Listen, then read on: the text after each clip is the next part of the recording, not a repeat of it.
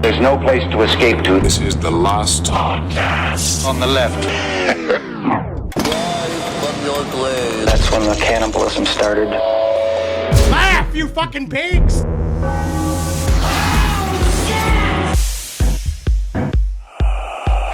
I was listening to lots of Bavarian music. Oh, yeah. No, Yeah, I gotta say, I don't like it. No, it's not good. And I want to, it's like I like most genres of music. And the Bavarian music is stupid. It is. It's like silly. It and is. Like I feel It's silly. Bavaria used to be its own silly little place where beer stein used to be president. But then that beer stein began to be filled to the very brim with hate. Can you imagine being like a guy at this time period and being like, ooh, I want to be Hitler? Yeah. Like you think about Hitler as like, oh, what a dashing young man. They always say this stuff about him, about how like he was dashing. Charismatic. And you see all the videos of him, like I've been obviously up to my hairline and this stuff, but it's like you just like forget Hitler was like a wall-eyed monster man. Like Yeah. you kind of like, they always talk about the charisma of Hitler, and then whenever he's around kids, it reminds me of a certain someone where he's just like, he's got these big, huge eyes. It looks like Marty Feldman. Yeah. Yes. He's got crazy, like he looks like he's frightening. Yeah, well, it's Hitler. Yeah, I Yeah. know. But I'm still saying, it's like when you go re-look at it again, like Objectively. you look and you realize like, oh, he also has those crazy like eyeballs. Yeah. Well, those crazy eyeballs captured the heart of a nation. Welcome to the last podcast on the left, ladies and gentlemen. My name is Marcus Parks, and I'm here with Henry Zabrowski. How you feeling, Henry? I've never been more 41 years old. And I can't wait for our audience to get ready to be 41 years old because this fucking series is for the motherfucking dudes. Yes. It is for those who are 41 years old, who want to be a 41-year-old man. Yeah. If you want to be one, I was explaining to my therapist this morning, he just had a child. Time for him to slap on the old horse feed bag of World War II content because it is coming for you by the trainload. I feel like this is the series we could say anything about our wives and not get caught. Yeah, boys. My wife is extraordinarily supportive of my World War II love. It's that she knows when I'm down and I'm like, I kind of need something to relax. She's like, do you want to put on your Nazi show? Yeah, you're right. Do you want to put on your Nazi show and maybe relax a little? And once again, the beaches were filled with action. You're just smiling, drifting off to sleep. But dude, this is our A&E History Channel cramming your fucking asshole, jam-packed, filled with Himmler. So happy about this. Yes. And of course, we also have, okay, I'm happy to, okay. Jammed with Hitler. All right. It's just, there I was talking to my guy this morning, and I was saying, like, there's a few things in life that, like, I'm always going to be interested in, and I'm going to read and watch everything about it, no matter what. It's Nazis, Manson family, Jonestown, and Hurricane Katrina. Yeah. So I'm... And 9/11. You like 9/11 too. And 9/11 too. You're a fan of 9/11. I will watch everything about 9/11. Yes, I will. We have the man who knows me very well, Ed Larson. How you doing, Ed? Edvard! My name is Edvard! I like it. Edvard, I understand. Yeah. I did explain Sehr good. I did explain to my therapist a little bit about how we were running into this, and I was trying to explain to him. I was like, I feel this sort of like, it's like a not happy. It's like the opposite of happy. It's like a bad feeling, but I don't know what the feeling is. And it's been reading all this material, and my therapist was like, so you've been reading about Nazis for 36 days or whatever, and you're feeling sad. I was just like, no, absolutely not. Well, today's series is the first of 4 profiles on some of the most evil men in the history of the world. Yes! A little something that we're calling the Mount Rushmore of Evil. Evil! It's evil. Now, before we get started, I want to say that Mount Rushmore itself is evil. Yes. It was carved into a mountain in the Black Hills, which was supposed to be land given to the Lakota and Sioux people. It was then taken back to carve these faces of the very men who helped commit the genocide of their people into what is supposed to be the land given to them after the other land was violently taken away. Hey, we have a right to take back the land that we took in the first place. That's right. It was carved by father and son team Gutzen and Lincoln Borglum, who carved the mountain. Gutzon Borglum also helped begin the carving of Stone Mountain, which is a tribute to Confederate generals, complete with an altar to the KKK. Hey, listen, he was there. He was just a hired hand. He just loves rocks. I could do an entire episode on this, but I think it's important to mention that the Nazis were known to be inspired by America's genocide of Yes. the indigenous people, thus starting the Holocaust. I'm sorry, Marcus, please continue. 100%. And we're going to be getting into that later on because you know why the Nazis were so inspired by our conquest of the West is because Hitler loved cowboy novels as a really kid. did. And absolutely loved cowboy novels. It's like, wow, there's some really great ideas in here. God, seeing Himmler and some chaps with a big old hat, nothing would make me happier to see a corpse in the dust. You said chaps. Thanks. Okay, good. Now, these men, and yes, it's going to be all men for the Mount Rushmore of Evil because we knows? couldn't think of a single woman to compare to these four. Hey, we might. The fourth is still up. Yeah, it's Who still knows, up. ladies? You still got a shot. Yeah. My step grandmother Baba was a cunt. Yeah. Aunt Judy is a bitch as well. I'll You tell remember you that much. Do you remember that fucking bitch Barbara Bush? Who knows? Completely shaven. These Barbara Ninebush. Well, these four men are all despicable in their own respect. These are men who perverted entire institutions and, in some cases, entire countries to fulfill their own sick needs, desires, and beliefs. These are the worst of the worst, the ones who used and abused power in ways that caused untold damage on humanity, both physical and psychic. But the first head to go up on the Mount Rushmore of Evil just may be the worst we have to offer. Who knows? So we figured it would be appropriate to kick off this event with a Nazi. Because who's more objectively evil than Nazis? He asked as some dickhead began writing a comment on our Instagram page about how the Nazis actually really weren't that bad. Buddy, it's all over the place. I was watching a really interesting documentary about the Thule organization, and I have so many people writing underneath that being like, no one's going to talk about the Jewish secret societies. And you're like, guys, I think we might not be learning the lesson. Now, the obvious choice would be Hitler, but personally, I don't think that you really learn about the Nazis by focusing on Hitler specifically, because studying Hitler is more about studying a cult of personality. And Hitler is still such a mystery anyway that he almost becomes a little dull after a while. All of the reports about him are both they don't make sense. Nothing adds up. No It's one all says wildly contradictory, and Yeah. everyone's got a different pet opinion on Hitler. You can't pin him down. he's the most written about man since Jesus Cristo. Yeah. So it's one of those, and everybody's got something to say. So exactly, it's like we're just because Hitler wasn't even necessarily even about the Nazis. Hitler was all about Hitler. Yeah. He wants it too much. Well, I think if you truly want to understand Nazis, Nazism, and the true evil behind the whole movement, the person you've got to study is Hitler's number 2 guy, Heinrich Luitpold Himmler. Yeah, number 2, man. Doo-doo, man. He is the doo-doo man. Chalky doo-doo. You look like it. He's bad. He's ugly. He makes Hitler look handsome. I would also say we are aware that there was a Behind the Bastards series that happened, I guess, vaguely recently, but also we've been working on this too long to stop the fucking the trucks. We're doing this. We've been preparing for this series for almost a year. We'll get into it later, but yeah, we had planned this Himmler series for right now, and we're going to fucking do this right now. Yes. We're going to cover Heinrich Himmler, this man who looks like if a potato was a balloon, Yeah. and if that balloon was overinflated and then tried to be reinflated. Yeah. To be honest, if you could get him those badass weird Nazi no rim glasses, Chad Daybell. It's clam meat dressed in Hugo Boss. You know what I'm saying? He really is the least example of what you want. I mean, I'm just glad I'm not white. He's an Easter egg that demanded it stay white. Those colors on me! If Wrigley's Chew was a man. Don't come at Wrigley's Chew. Now, out of all the high-ranking Nazis in the Nazi Party, Himmler was by far the one who believed in the philosophy of Nazism most fervently. See, Himmler was an idealist who truly believed that he was doing something good by orchestrating the murders of tens of millions of people across Europe.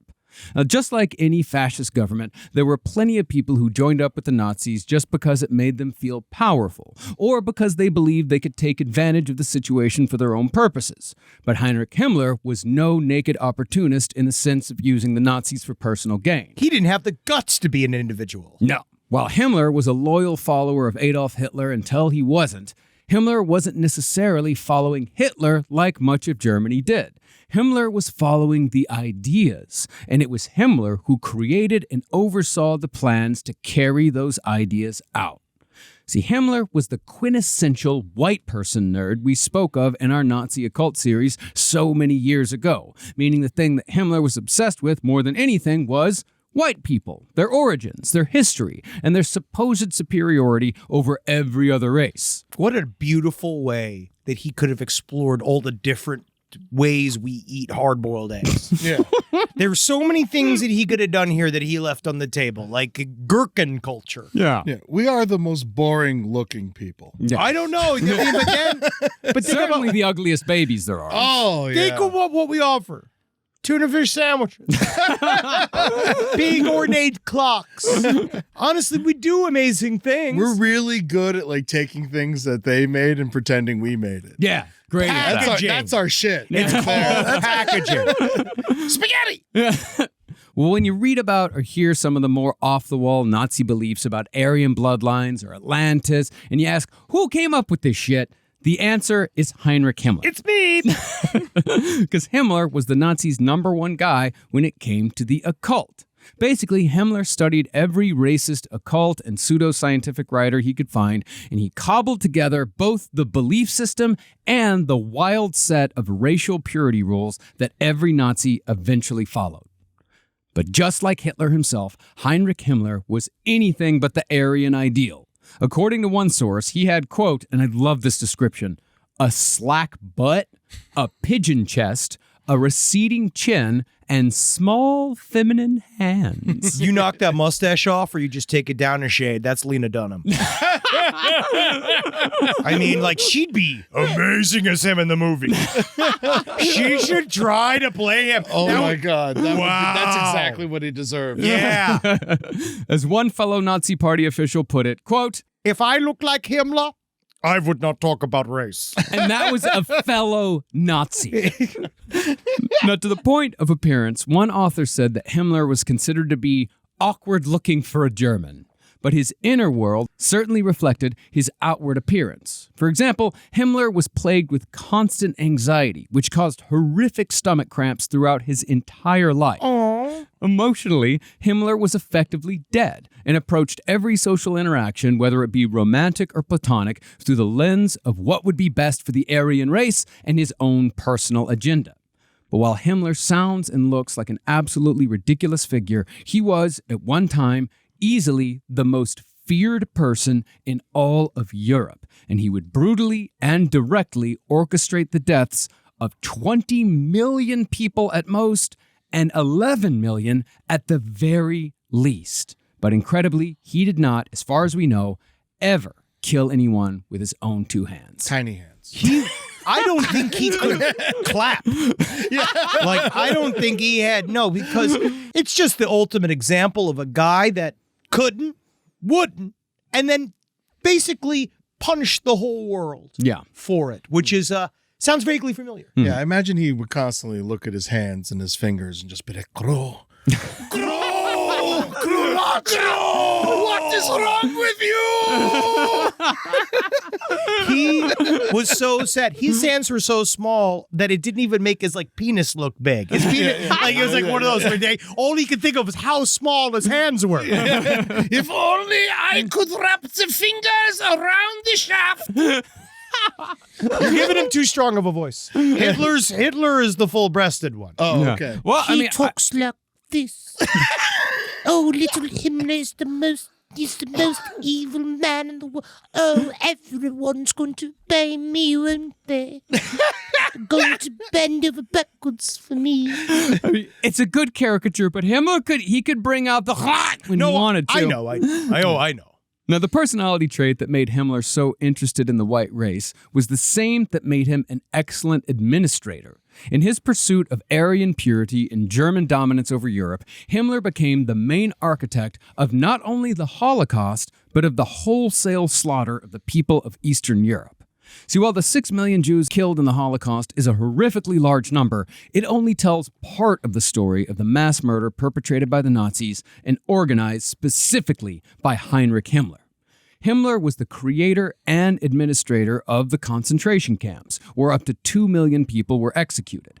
These 2 million included not only Jews, but LGBT people, communists, and basically anyone the Nazis didn't like. Again, I'm Chadwick Boseman, according to him. You know what I mean? Like, I am the most foreign man to exist to him. I What? want you to understand that. Well, you're a Slav. Yes. Yeah. And I get more Slavic every day. Yeah. The concentration camps, however, My back's wider than my front. my back is coming around. Do you see that? Yeah. How my back is getting so big. Like, I'm Polish as hell, dude. Yeah, You are. man, you're good at that.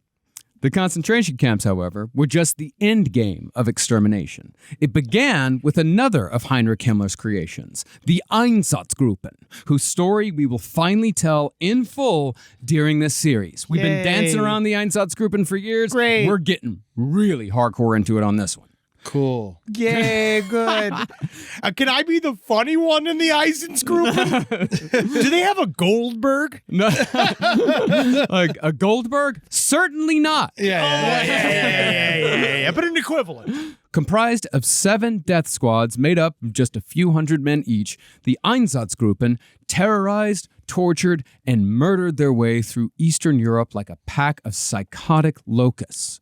Under Himmler's orders, the 3,000 members of the Einsatzgruppen murdered between 2 and 3 million people face to face using a horrific variety of tactics, which makes Himmler's death squads quite possibly the most prolific killers in world history.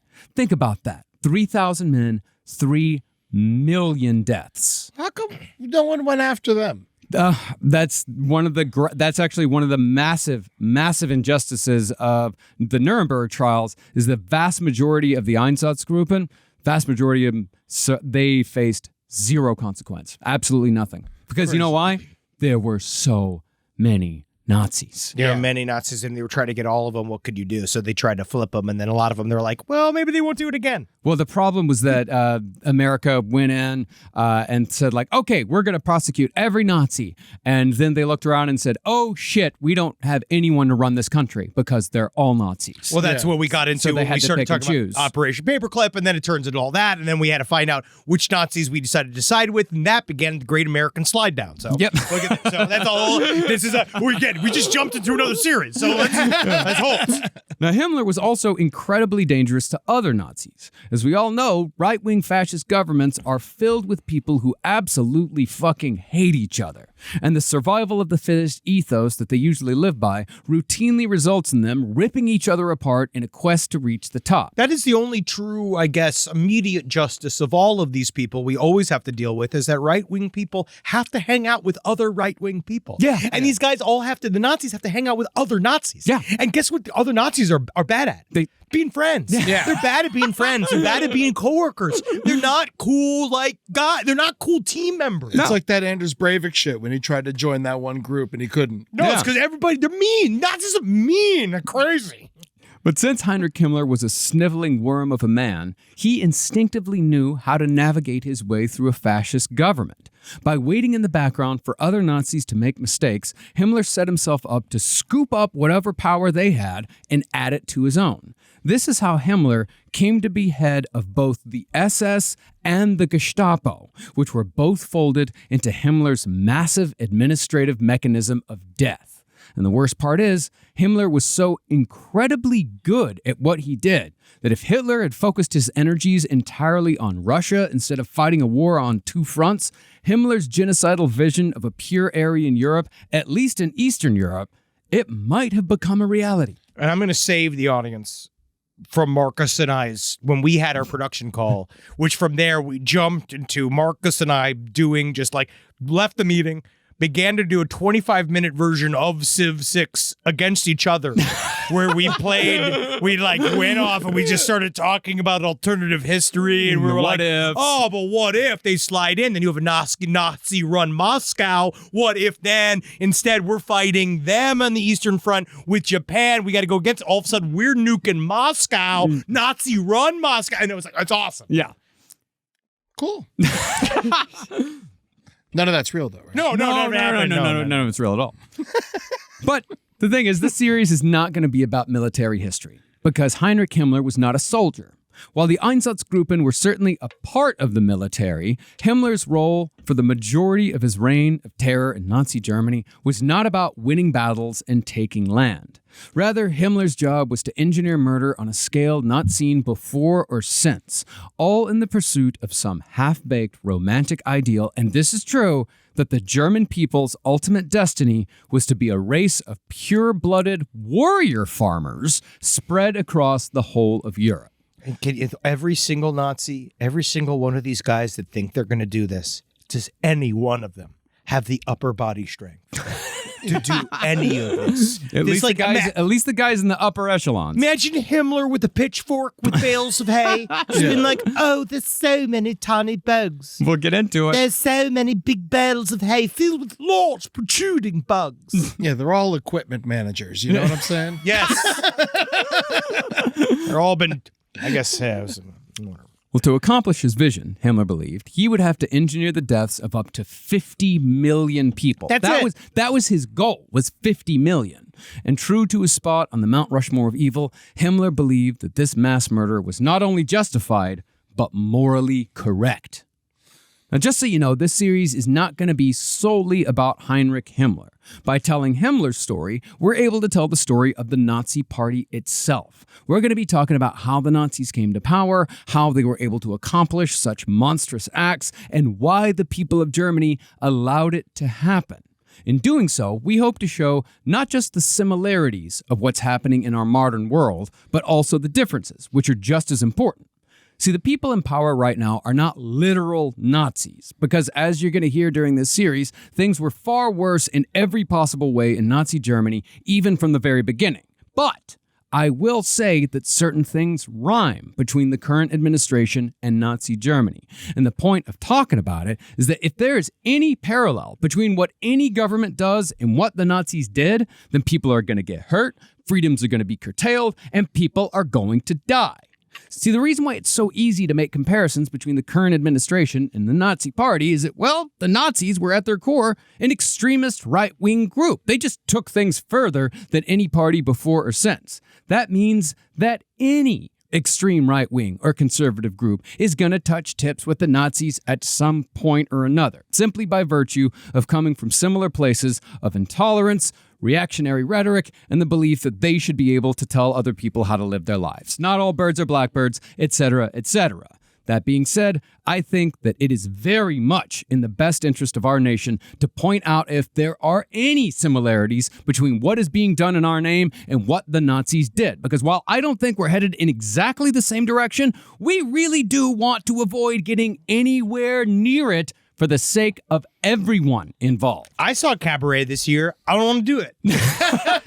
I don't want to be in Cabaret. I saw Cabaret. No. I don't want to be the MC. No. Okay? I would just let's just even if we're close. That's I think we're saying is right, Marcus, is that it's not that we're there. It's just that even if we get even kind of close, we should try to avoid that. Yeah, you really want to start ringing that bell. Yeah, I would because it seems to be concerning. And, especially when there's Nazi salutes during the inauguration. No, yeah, Eddie, what? Yeah, you really want to ding, ding, ding, ding, ding. You want to ring that bell and be like, ding, ding, ding, ding. Wow, in All the right. first hour, huh? But I don't think you guys get it that it was a joke. Yes. Oh, yeah. Oh, yeah. And you know how these are. Yeah.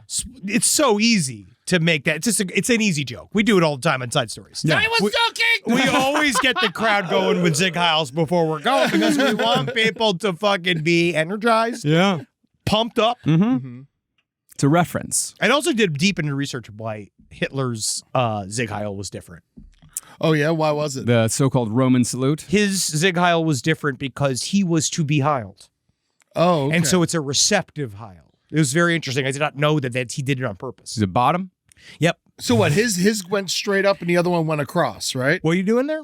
What was They were that? light. They were light. They were light. Well, no, they would do. He would do the Yeah.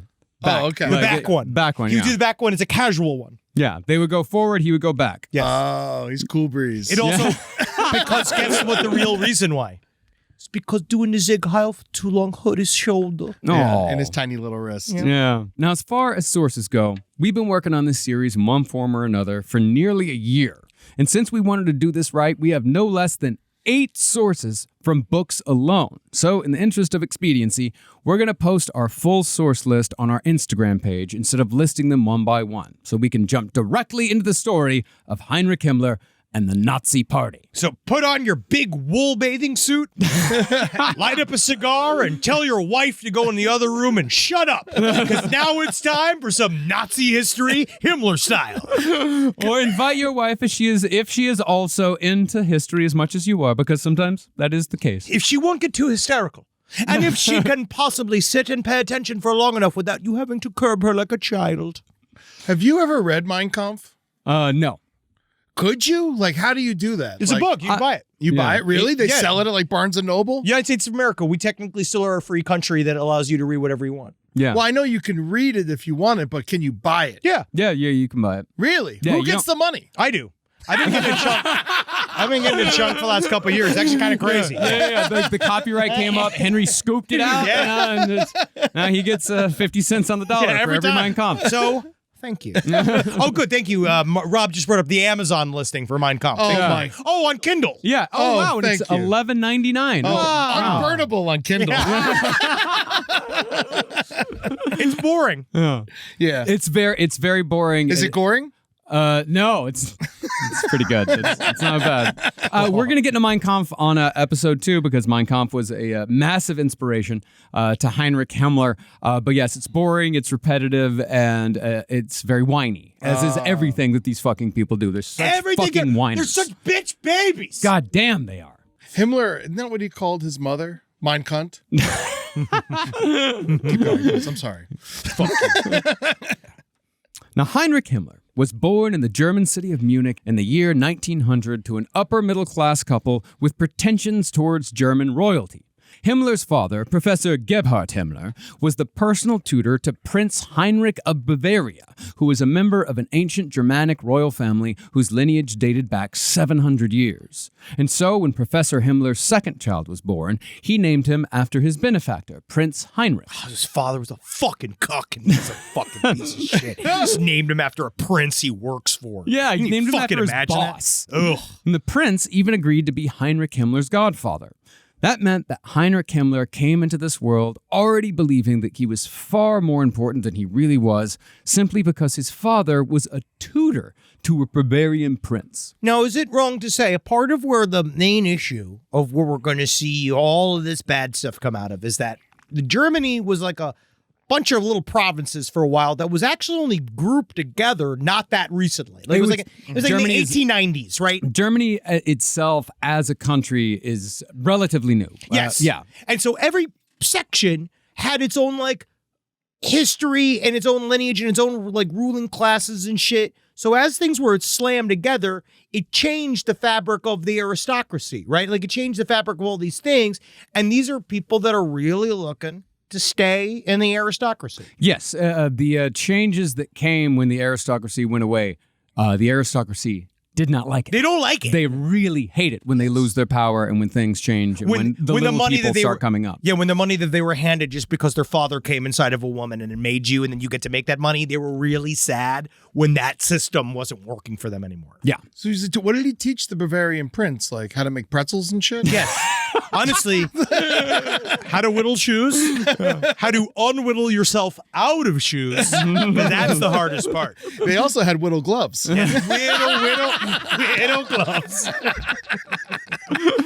Now, Heinrich Himmler's father being a professor is important to Heinrich Himmler's development, and not just because it gave Heinrich his bookish habits. It also inured Heinrich to institutionalized violence like so many other Germans of his generation. See, even after extreme punishment by parents and school teachers had subsided in other parts of Europe, it was alive and well in the late 19th and early 20th centuries in Germany when so many future Nazis were being born and raised. And this is important not just to Himmler's development, but to the development of all Nazis. Yeah, this generation. Yeah, in Germany, punishment towards children was so severe that between 1906 and 1913, 25% of suicides by young Germans between the ages of 3 and 20, and yes, I did say the age of 3, was the result of fear of punishment for something they'd done or sustained abusive treatment from their parents. A 3-year-old committing suicide. How? Bad at letters. Yeah. Super bad with blocks. Super bad at being a dinosaur. Sometimes you gotta, correct the kid, being like Tyrannosaurus Rex has little arms. Was a scavenger. I'm gonna hit you with a book. Sometimes I get it. Sometimes they fought back though. Watch The White Ribbon. That movie's fucking awesome. No, the White Ribbon I is. love The White Ribbon. No, the dude. White Ribbon's Ribbon's about bad, motherfucker. Have you ever seen that? No. Yeah, but that's it. Save the White Ribbon for later because the White Ribbon is for after the kids became Nazis and the kids started to understand that they could get stuff out of society by being Nazis as well. I own it on Blu-ray. I will share it with you. It's fun to watch. Very nice. It's about how kid Nazis rat you out. Yeah, okay, I understand. Well, this extreme strictness and frequent punishment that was placed on kids like Heinrich Himmler is basically meant that violence as a solution was bred into the German people. And because Himmler's father was a schoolmaster, that meant that Himmler got it double. But I will say, because it was so across the board, there was a lot of people that came out of this process that didn't turn into the leaders of the Holocaust. Like some of them did stuff like, so Einstein, there are guys in there that did some stuff. There's the guy that made there's got to be some guy who did Tubular Bells or some guy That's that Mike did Oldfield. But he was British. Who's the other That one? was the 70s. Carl Orff, maybe? Some guy made a new cheese. There's got to be some guys in there that did good things. No, there were. There was Bertolt Brecht, Max Ernst. We're going to talk about all these people later. Brecht was boring. I did Brecht. I love Brecht. Yeah, I know. But when's the last time you saw it? I own the record. I listen to it fairly No, often. you're talking about the compositions. I like the music. I like Three Penny You Orchestra. should be in his plays. I was in his play. I was in The Good Woman of Szechuan. I played an Asian man. Oh, one of the Axis of Evil? No, I was So Himmler's dad probably beat the shit out of him. Himmler's dad definitely beat the shit out God, of I'm him. so jealous. That's why he looked like Silly Putty. He looks like Himmler looks like Marcus's fidget player. Yeah, my fidget clay. The stuff that, just sort of the stuff that keeps me from moving around too much and being distracting on video. He literally broke the mold. Now, more than anything, Heinrich Himmler learned from his father that life was nothing without order. Himmler's father set up an extremely strict system of rules and prohibitions for Heinrich and his brothers, and their obedience was monitored precisely and pedantically.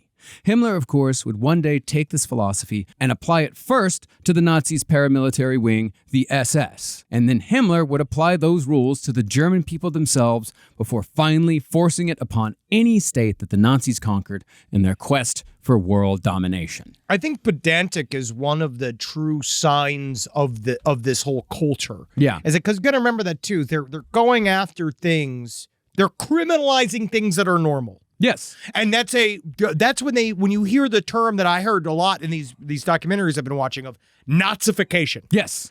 That's the things that they do is they take things that you first thought was a normal concept and they make them crimes. So then you're committing a crime. Then all of a sudden you're a criminal. Yeah. Now, I know I'm probably going to ask this question a bunch of times this series. What does pedantic mean? Pedantic basically means following rules in a very small and useless way. Almost Where it's like you're following rules that you don't really need to follow them, but you're following them for the sake of following them, even if they don't really make sense, or if you're like, why the fuck am I doing this? At some point, malicious compliance is applied, where they create very ornate rules and then they hold you to them to the very, very letter, and they're almost impossible to follow. Yeah, like technically you didn't do that right. It's that. But instead of you just being like getting a demerit, you could like go to a concentration camp. Yeah, yeah, you die. Sounds like you used the right word. Yeah. Now, not surprisingly, Professor Himmler's system of rules and prohibitions created an incredibly neurotic son. Heinrich Himmler was always anxious, which caused the aforementioned constant stomach cramps, meaning that the most feared person in Europe suffered from a chronically upset tummy. Oh, I wish I could eat more popcorn, but it's too rich. Oh, I just am so nervous being a little boy, so filled with hate. Because Himmler was so neurotic, he tersely recounted all of his activities in a diary from a young age, perhaps to ensure that his father knew exactly what Himmler was doing at all times and could therefore avoid punishment. For example, in 1911, we know that Heinrich Himmler went swimming 37 times. Oh shit, I didn't know Tylenol was around then.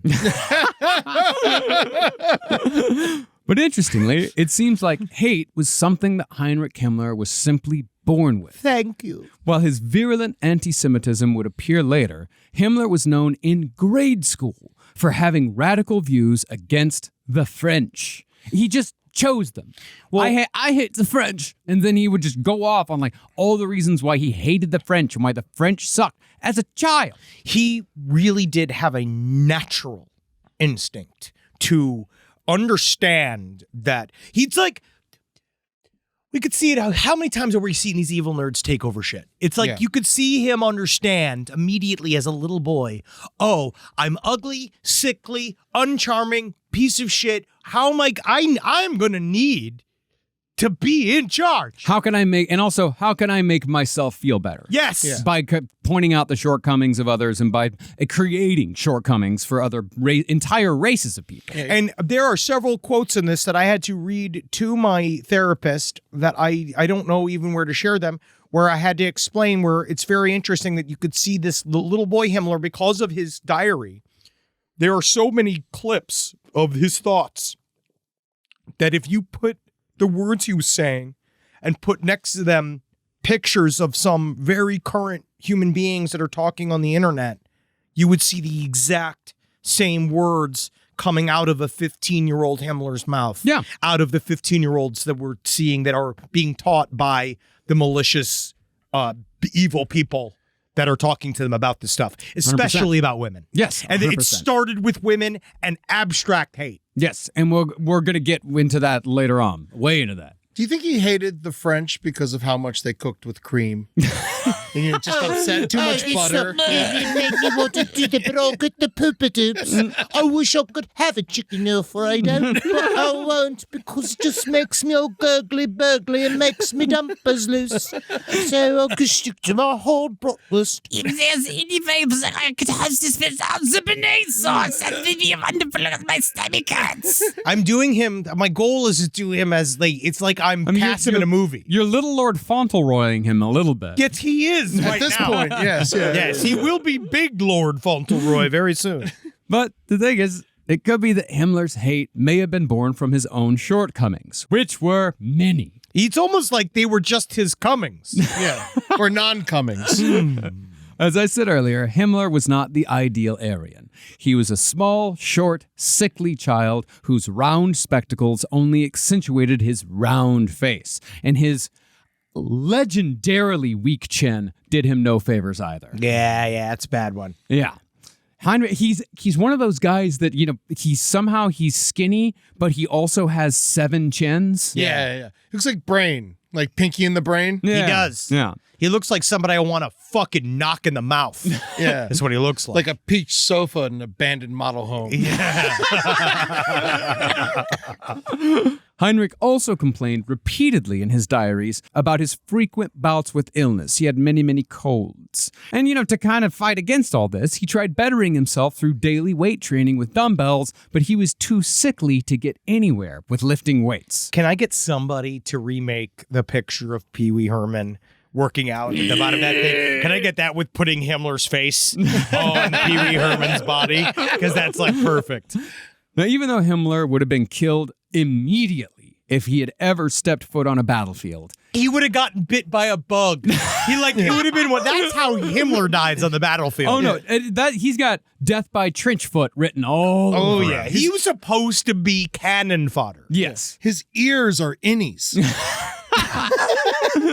He was still fascinated with every aspect of World War I, which broke out when Himmler was 14 years old. He wrote that had he been old enough, he would have been, quote, out there like a shot. I'd be out there. I need to be out there, but I can't be out there. I'm too young. I'm too much of a boy. They will be so frightened by my tenacity. I'm coming for you. The dirt is so hard. Mark Wahlberg. Does anyone have inserts for boots? My boots are attacking the soles of my feet. See, for all his evil, Heinrich Himmler was, at his heart, a romantic.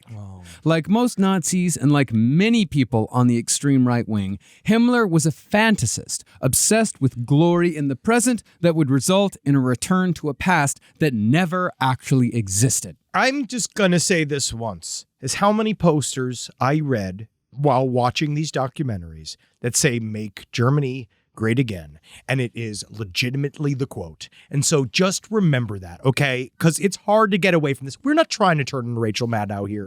I don't want to be on the MSNBC side of things, but I just need you to understand that they are literally that it's the same slogan. It's the same. It's the playbook is exactly the same. Yes. Also, Reagan used the same slogan. Exactly. No, the playbook is the same across the board. And Reagan at least had the balls to get shot.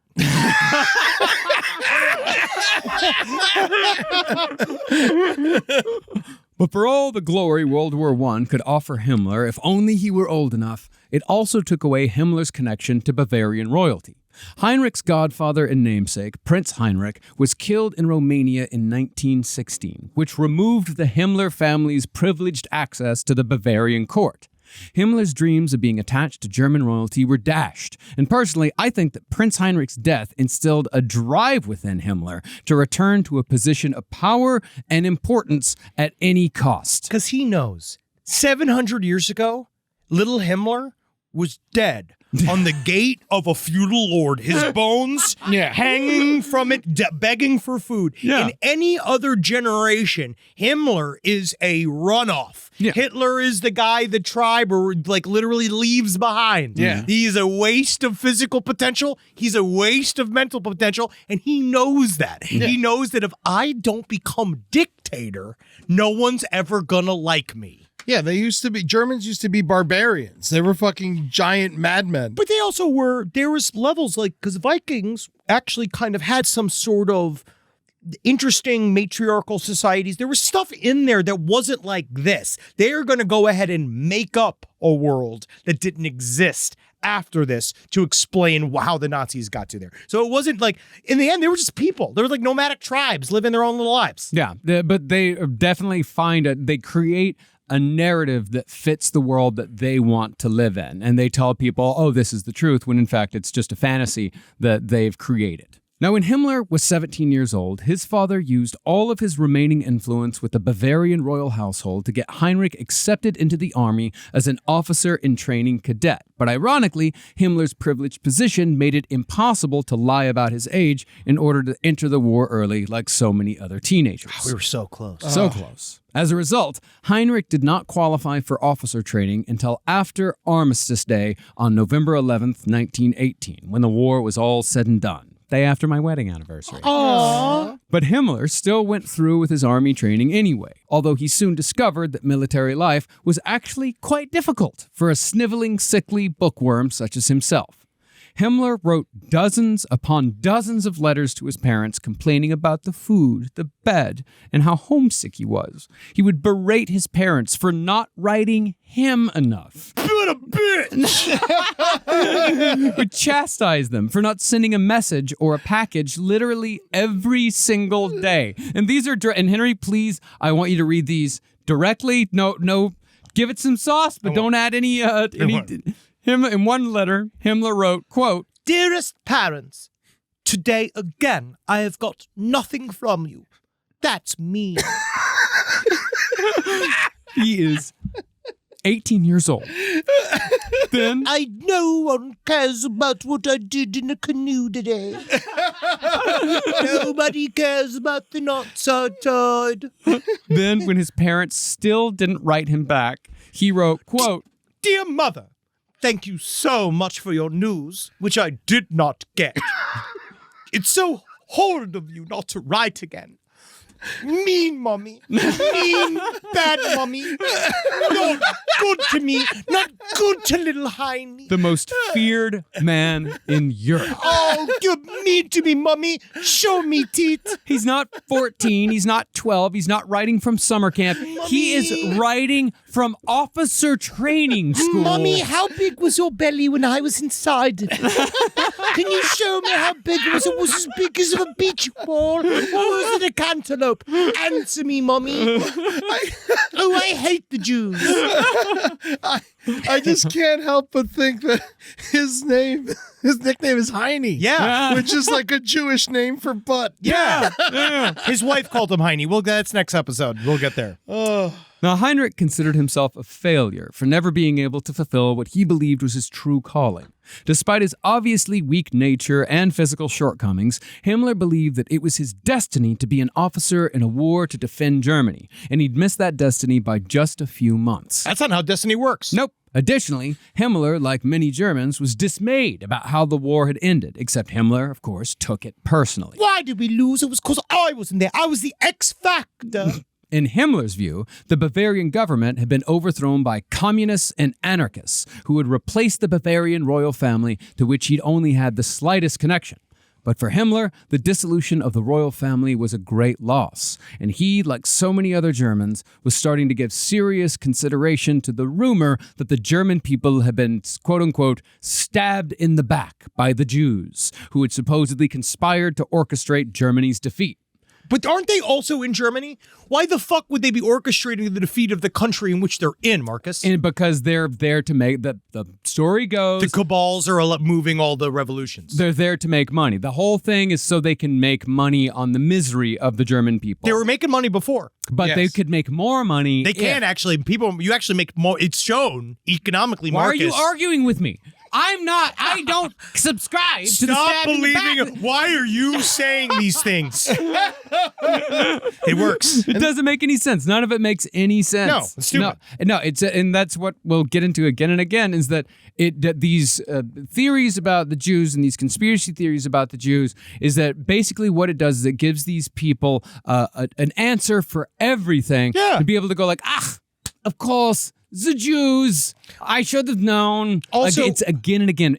They're able to use it for anything. I know my Jewish father was horrible with money. It doesn't work like that. Not all blackbirds, right? All birds are not all birds are blackbirds. But no, it's just interesting. Yeah, continue. And so, in April of the year 1919, Heinrich Himmler put his natural-born hate into practice by becoming a right-wing youth just after graduating high school. And he joined no less than 2 paramilitary units led by extreme right-wing figures. Now, 2 paramilitary units, that sounds a little overblown, but that's one of the mistakes people make when thinking about Nazi Germany. It's not like the Nazis were some right-wing aberration that just happened to find their way into power through deceit and cleverness. Instead, the Nazis just happened to be the one extreme right-wing party in Germany out of many who came out on top in the end. And Heinrich Himmler claimed membership in a fair amount of these groups throughout his 20s before he finally settled on the one led by Herr Hitler. Now, one of the two right-wing groups that Heinrich Himmler joined in 1919 was led by a man named Rudolf von Sabotendorf, who was the chairman of a group that was extremely important to the development of certain elements of the Nazi Party and to Himmler's own interest in the occult. In addition to running right-wing paramilitary groups, Rudolf von Sabotendorf was also the chairman of the infamous occult organization known as the Thule Society, who were using the swastika as their symbol years before the Nazis co-opted it as their own. Yes, we were doing it long before it was cool. Yes, I saw the years when there's only 25 people in there. As I kept saying, 999! 999! So I thought the swastika was like a Japanese thing. It's not necessarily Japanese. Like it's a Hindu thing. Like Buddhist, like Eastern, Buddhist, Asian there's cultures. Indian, Asian culture. It's an ancient symbol, but it's just a symbol of like good luck, and it looks cool. Like that's what they like. Wow, that looks great.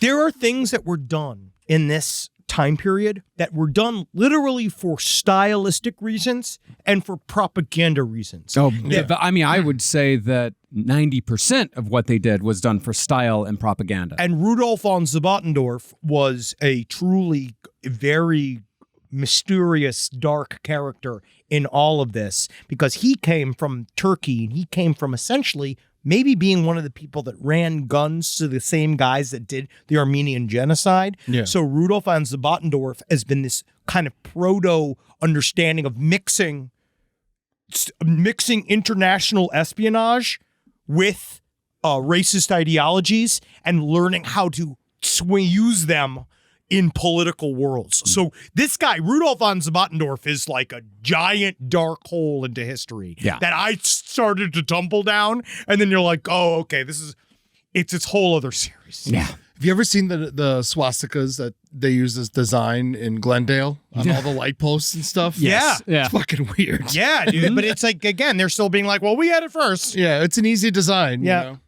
Founded in 1919 by a war veteran named Walter Neuhaus, who was obsessed with the Teutonic Knights responsible for the Crusades, the Thule Society was the group that gave the Nazis their flavor, so to speak. You swerve. See, the reason why the Thule Society had chosen the swastika as their symbol was because it was ancient and it was in no way connected to Christianity. It was therefore in no way connected to the Jews, because the Thule Society was naturally anti-Semitic. But as it went many times with these people, they found a way to turn their hatred of someone else into a plus for themselves. The reasoning went that if the swastika wasn't Christian and it wasn't Jewish, then it had to have originated with ancient white people. And the only ancient white people around were the Aryan race. If you believe it. Yeah. If you even believe it. Can you believe it? It's the Aryans again. Let me know when you're ready for me to jump on in here. See, by 1917, the Thule Society had become obsessed with two things. First and foremost, they were convinced they were going to find the origins of the Aryan race somewhere in Europe. But they were also going to ensure that the existing Aryan race remained pure. What these guys started to understand is that we need lore. Yeah. We need world building. Yes. Right? We need stuff that we could hang our hat on. There is no Germanic capital G spirit. We don't know what we all want it. We're all desperate for some kind of national spirit. Something that can fill us with something outside of ourselves that we can then use as a cudgel against everybody else. So the Thule Society created a version of the birth of white people, that there was a frozen island named Tula, where that's where we crawl out of. That white people crawl out of the ice in this magical place where we had technology in the ice, and then we spread, and we are the beginning of all society. We are the White Walkers. We are literally, Yeah. but now it's not, but we know that's not, we know it's not true. But they were going to just make it up because they can. Well, the Thule Society, to ensure that they at least kept their own house in order, that any prospective member had to sign a special oath swearing that to the best of their knowledge, no Jewish or quote-unquote colored blood flowed in either his or his wife's veins, and that there were no members of the so-called colored races amongst their ancestors. But besides the racial stuff, the Thule Society also involved themselves in politics. Like most of these groups, the Thule Society lumped Jews and communists together. The Nazis also subscribed to this. So the Thule Society attempted to infiltrate the new German socialist government in 1919 to perform a coup. Instead, 7 Tula Society members were captured and executed, including its founder and 3 German aristocrats. This, I think, tells you that Heinrich Himmler was not the only person in Germany who wanted things to return to the way they were before the war. And that's, I think, extremely important. The aristocratic class in Germany plays a massive role in the rise of the Nazis. And in actually, like, the aristocrats were the ones who opened the door because they thought that they could take advantage of Hitler. They thought they could control Hitler. They thought they could control the Nazis. Like, he's just they called him a jumped up corporal. Like, he's just some idiot. He's just he's some peasant. We can control him. Guess what? You fucking can't. Yeah. You cannot control these people. Yeah. You know? And aren't the Nazis more communist than socialist in reality? What they did, this is an extremely complex thing. Should I not ask that question? Yeah, we shouldn't get into it too far. But it's extremely complex. Yeah. The question, the answer is those thought structures. The answer is those thought structures were extremely popular within Germany at the time. Actually, Germany was way more left-wing during this time period. After the collapse of Germany and then all of this after World War I, basically Nazis realized if we talk like communists, if we talk like socialists, people will hook people in, and that's what they did. They took the language of those things and just flipped it on its head. So they can do stuff like, we're a communist, we're a socialist group, we're for the people. We're saying these things because one of the big things Himmler... and what Himmler's going to say later on is that the SS looks scary, but he's going to tell the SS, act like they're going to be afraid of you, naturally, but you're helpers. You're helpers. And so that's this whole, remember that. So every single time they're just twisting language so that somebody like you can be like, aren't you all socialists? Because that's a part of the game. Mm-hmm. Now, the Tula Society's link to the Nazi Party has admittedly been overblown over the years by occult Nazi conspiracy theorists. And that includes us, way back in the day when our grasp on history was, let's say, a little more tenuous than it is now. We're still doing our best. We're still learning. We're trying. That's what you got to do. You got to educate yourself and learn over the years. That's what we've been doing. You never stop. You never stop growing. You know what I've learned?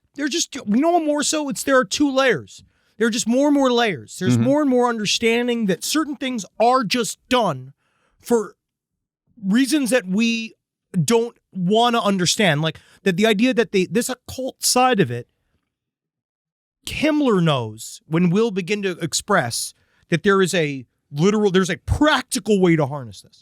And that's what it is. It's keeping a foot outside. There's a power in using it. Yes. Now, in reality, no prominent Nazi was ever a part of the Tula Society, save for Anton Drexler. Drexler was the founder of the party that became the Nazi Party, the German Workers' Party, which, add to your point, sounds very communist. Yeah. And while Drexler was definitely a member of the Tula Society, Hitler never was, despite many claims to the contrary. Really, the Nazis just liked the cut of the Tula Society's jib and vice versa. But when Hitler began his true rise to power, he purposefully distanced himself from the Tula Society. Like, I don't know.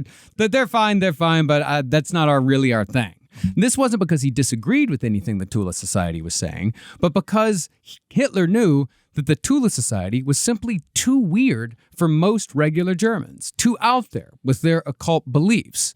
In modern terms, the Tula Society is to the Nazis kind of like what QAnon is to today's right wing. Put differently, you're not going to win over most of middle America talking about Tom Hanks anally raping a child any more than a middle-class German in 1919 was going to be swayed by arguments that white people deserve to be in charge because we come from Atlantis. What did Tom Hanks do?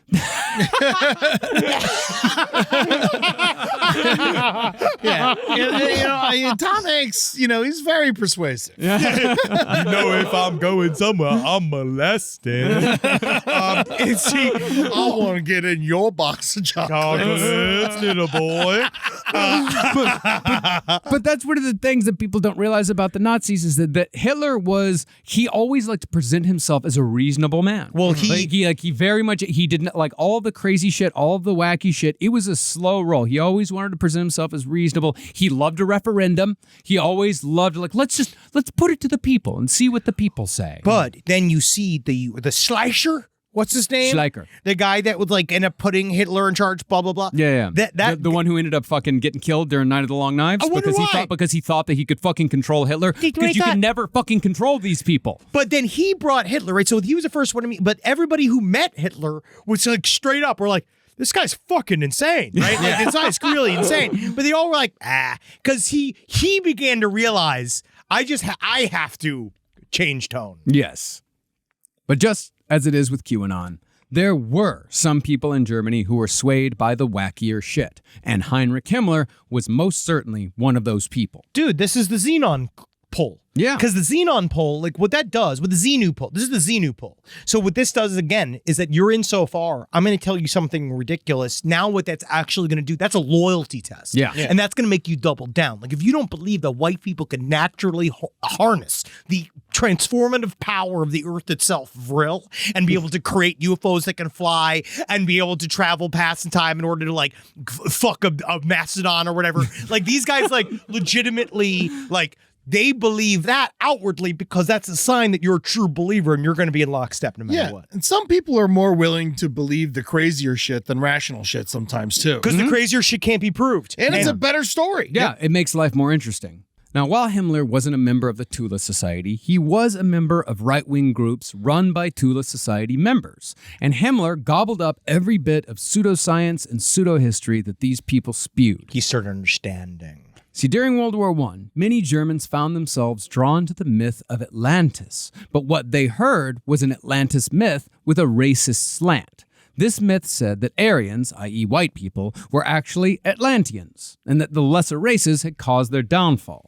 This belief was thanks in part to the occult thinkers of the time, like Madame Helena Blavatsky, who didn't give a second thought to the possible consequences of the shit that she was making up on the fly. I will say, upon a rereading of The Secret Doctrine, if you look at it, she legitimately, it's all filler. Yeah. The race stuff in The Secret Doctrine is all filler. It makes zero sense. It's garbage. We tried covering it on our series, and it was the worst part of the whole thing. But they understood that what you do is you take a thing that appears to be a mysterious truth that you can't understand and need an otherworldly intelligence to walk you through. What they'll do is, what they understand immediately is zoom into something specific that's already around that nobody can explain. We will attach an explanation to it. Yeah. Now it has an explanation. Now it can be actionable. And they're going to simplify it. Yeah. How do Jews sink a city? Well, that's the idea that the Atlanteans had created proto-nukes and they had sunk themselves, and that the actual lesson of Atlantis is supposed to be these very magical white people destroyed themselves with their own hubris. That's the story. That's what the real story is supposed to be. But the Germans who loved this shit combined the Atlantis myth with the pseudoscience of the day, stuff like phrenology and eugenics, which eugenics comes from America. And it's all coming back. All that phrenology shit's all back. That's the new fun stuff that these guys are all doing. All these people I'm not allowed to name anymore. All the various celebrities that we're doing. That the shape of our skull tells us what our phrenology is supposed to be. Dude, phrenology is all racial science is bigger than it's ever been. Yeah. Since this time period. Yeah. Well, it became common occult knowledge amongst people in Germany that Atlantis was either Iceland or Greenland, and evidence of ancient Aryans, they believed, could be found somewhere on these islands. Now, Himmler was just as into all of this shit as all of the other white people nerds who were getting into it at the time. But Himmler was also obsessed with Germanic history and mythology. So there's a term for it, Ariosophy. Ariosophy, which is the turning of theosophy into Aryan base. Huh, that's interesting. Well, additionally, archaeology was all the rage amongst the upper crust of Germany when Himmler was growing up. So having knowledge of ancient history only played further into Himmler's ideals of what was required to be a part of a proper society. By the time Himmler was 10, he had memorized the details of all of Germany's most famous historic battles, and in high school, his knowledge of ancient German weaponry and warfare was said to equal or surpass that of his teachers, which I'm sure made him an incredibly aggravating student. Oh, of course that's who he was. Yeah, dude. Yeah, actually, the thing is about that staff. I'm not sure you're putting it in the right period. Heidi, no one's asking you. As far as Himmler's specialties went, his historical hero was Frederick Barbarossa, the 12th century king of Germany who had launched the Second and Third Crusades. Barbarossa was also who Hitler named the invasion of Russia after, Operation Barbarossa. Yeah, these guys. Nothing to do with the Willie Nelson movie. Oh. I find it so fascinating that it's always the weakest guys that like the big, strong guys. They like those big, strong, strapping, big cocked, big bald men. Very Just love a big breasted men. Yeah, like a sports journalist. Yeah. Yeah. Most specifically, Himmler was drawn to Barbarossa's restoration of the Justinian codes, which were laws enforced by moral justifications. In King Frederick's case, he ruled by the divine right of kings, and that meant that everything he did was moral and just solely because he was king. Himmler took these ideas and internalized them, and began to believe that laws should enforce morality. Influenced by King Frederick further, Himmler also believed that morality was universal, not subjective. But Himmler also believed that he was one of the few people who knew what those universal morals were. And those morals certainly weren't good news for anyone who wasn't white, straight, and chaste. Now, Heinrich Himmler was a sponge for ideas. And in the mirror. Yeah. Yeah, I got him. So he was just as influenced by contemporary thought coming out of Germany as he was by the concepts dreamed up by his medieval forebears. Himmler particularly latched on to an ethno-nationalist German movement called the Völkisch movement, which first gained steam in the late 19th century and also heavily influenced Hitler. If it tells you anything, the official Nazi newspaper was called the Völkisch Observer. See, during World War I, Imperial Germany believed that it was owed expansion beyond its borders so the German people could spread across Central and Eastern Europe and return to what made Germany great in the first place. I understand. They weren't Germany yet. They were just there already. They didn't need more. They always were there. They wanted more. No, they wanted Eastern Europe. But they never have it before. Why do they want it now? You were fine sitting there. Because there are more Germans now, and so they needed more land in order to be more German. Yeah, World War I must have been real fun. Did you say more land or more bland? Hey, there's nothing bland about Germany. We went, it's good to many tapestries of different flavors. Yeah, they have all kinds of different mustards. They do. Hey, dude, wait till you go. I'll say this. I love Germany. I love German culture. I love German music and art. It really does suck that the Nazis gave the Germans such a bad name because they really have made some incredible things throughout the years. Yeah. Hey, but ever since, they've been doing good. Yeah. They just had a little period of time. Yep. Well, by the 20s, Germans had become obsessed with rolling back the clock to the country's ancient agricultural roots because writers in the Völkisch movement began espousing the idea that old German farming traditions had refined and biologically honed the Nordic race, but those traditions had been lost. I mean, they definitely did create a series of ladies with some of the best, most succulent alabaster mommy milkers that you've ever seen in your life, but I don't know if that's going to do much for the war effort. You know what I mean? Big-titted beer wenches are probably some of the best things that God and his German face ever created, but I don't know. I mean, but that's where I tap out. Not sure if it's like superiority. Sausage makers are delicious. I want to meet them. Yeah. Well, the reasoning went that in ancient German tradition, German farmers had picked the strongest of their children to inherit their land, so that only the fittest would farm the fields and therefore continue propagating a superior bloodline. So somebody like Himmler would have been definitely chosen by his big strapping father, certainly not drowned in the river when he was fucking 5 years old. But owing to what the Völkisch writers saw as the negative influence of the French Revolution, German landowners were now dividing their land equitably amongst all their heirs, thereby imperiling the Nordic race and undoing generations of selective breeding. So, through the Völkisch movement, the ideas of being pure through breeding and the importance of agriculture, these two ideas became inextricably linked in the minds of certain segments of the German population. No one's telling you that you can't farm. Yeah, but that's the thing. And we're not talking 1933 here. We're talking like 1899. We're talking like these are ideas that have been fermenting in Germany for decades by the time the Nazis come along. By the time Heinrich Himmler starts really getting into it. And so to see here is like Himmler's putting these things together to create a story you can follow. Like that's going to be one of the things he understands that a fascist government and just kind of like what a revolution needs, like what he views as a revolution needs. A revolution needs a plot. It needs benchmarks. It needs all of these 360 degrees. Yes. Yeah. But it needs something. It needs a story. It needs a story. Yeah. And Himmler understood that immediately. And he started seeing, oh, this is the story we're going to tell. By the time of the Nazis, this idea had been taken even further. They called it Lebensraum, or living space. I remember that from high school. Yeah. Social studies. Oh, yeah. But the Nazis had added the provision that anyone who was in the German so-called living space, unfortunately, they had to be removed, enslaved, or exterminated, depending on their racial characteristics. You're kind of living in my space. You shouldn't be living in the space. And I would move you, but that's hard, so we're just going to have to kill you. Yep. This sick fantasy would be central to Heinrich Himmler's future plans, and it would drive every major decision throughout his life to the detriment of millions. You don't want to be online after Himmler when you're at the fucking old country buffet. Because, motherfucker wants his room. Man, imagine if Himmler was on Twitter.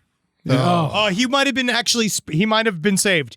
There's one of those things where maybe he would have gotten out of his system by just being, because there's definitely, I'm having such a hard time not comparing him to so many different people that we know in the space right now, because he's very, very similar to a lot of them. Yeah. They wish. Exactly. I mean, that's the thing is that, we're starting to see, they say like, Twitter like helps it get the poison out. But now we're starting to see that, these things online, fighting online, it doesn't help get the poison out. It only increases the poison until it flows over and spills over and splashes the rest of us. I have a kind of a theory that I'm building now that I think that it does sort of help for a while.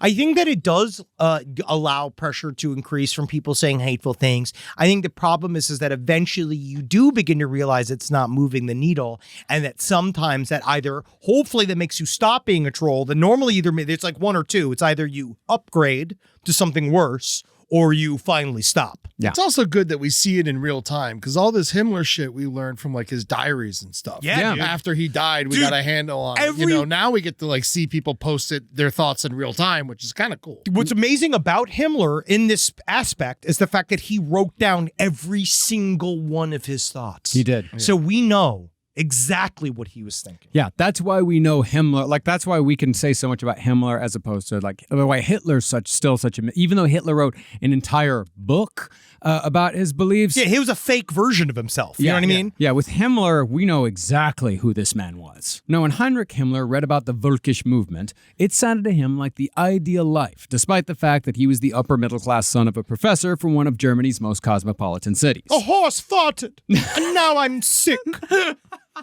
I hate this corn. The corn is hard. Ow. It's shocking that even the paper around the corn is sharp. It's the husk. But like any nerd, Himmler was just trying to live out a fantasy he'd read in a book, because Himmler had been greatly inspired by an author with the extremely German name of Hans Gunther. Yes, my mother was a tuba.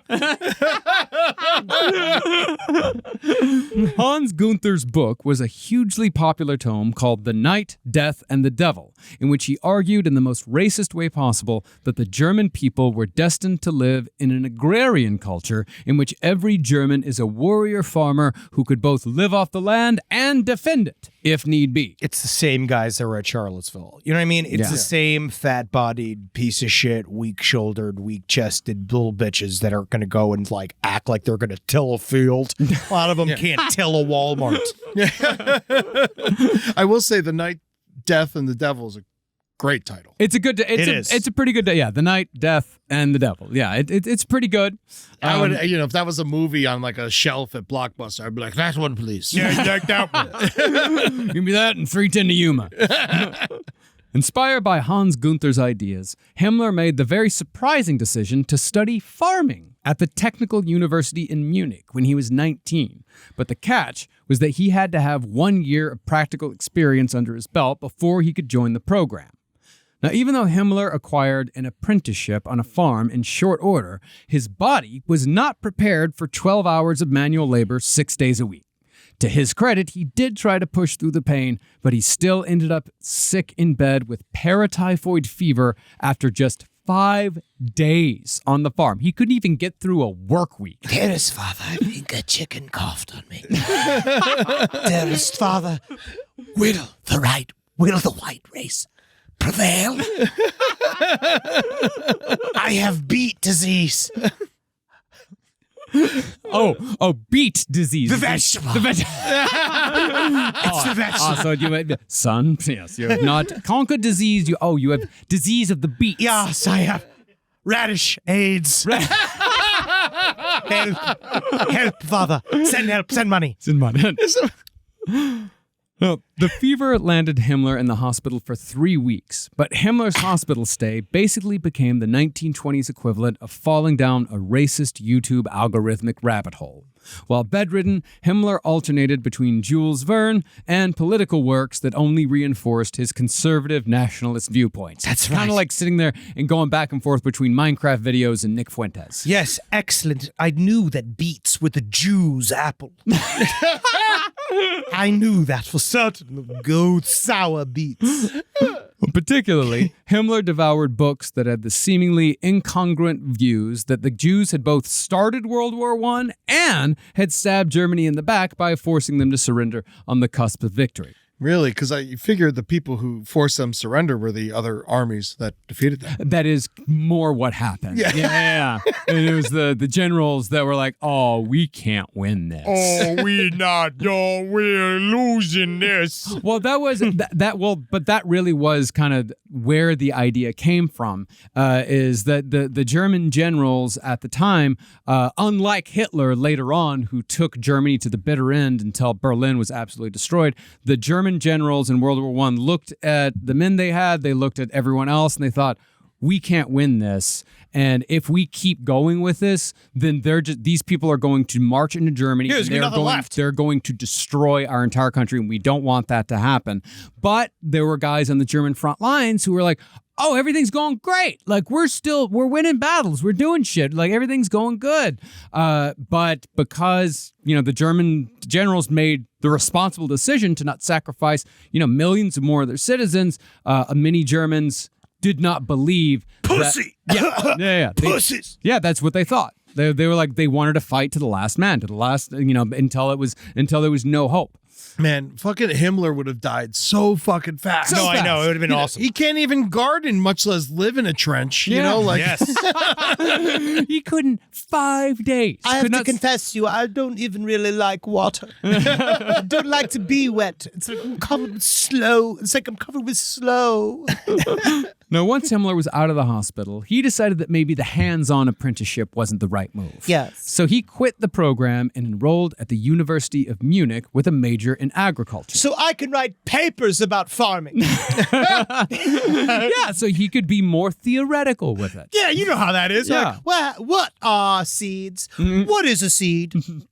I mean, you can get a major in it. You can get a degree in agriculture in college and go on to be a farmer. My Or grandfather researcher. did that. Yeah, you can be a researcher. You can do lots of stuff. Yeah. Yeah, no, I'm not putting it. I'm putting him down. Oh, please, yes.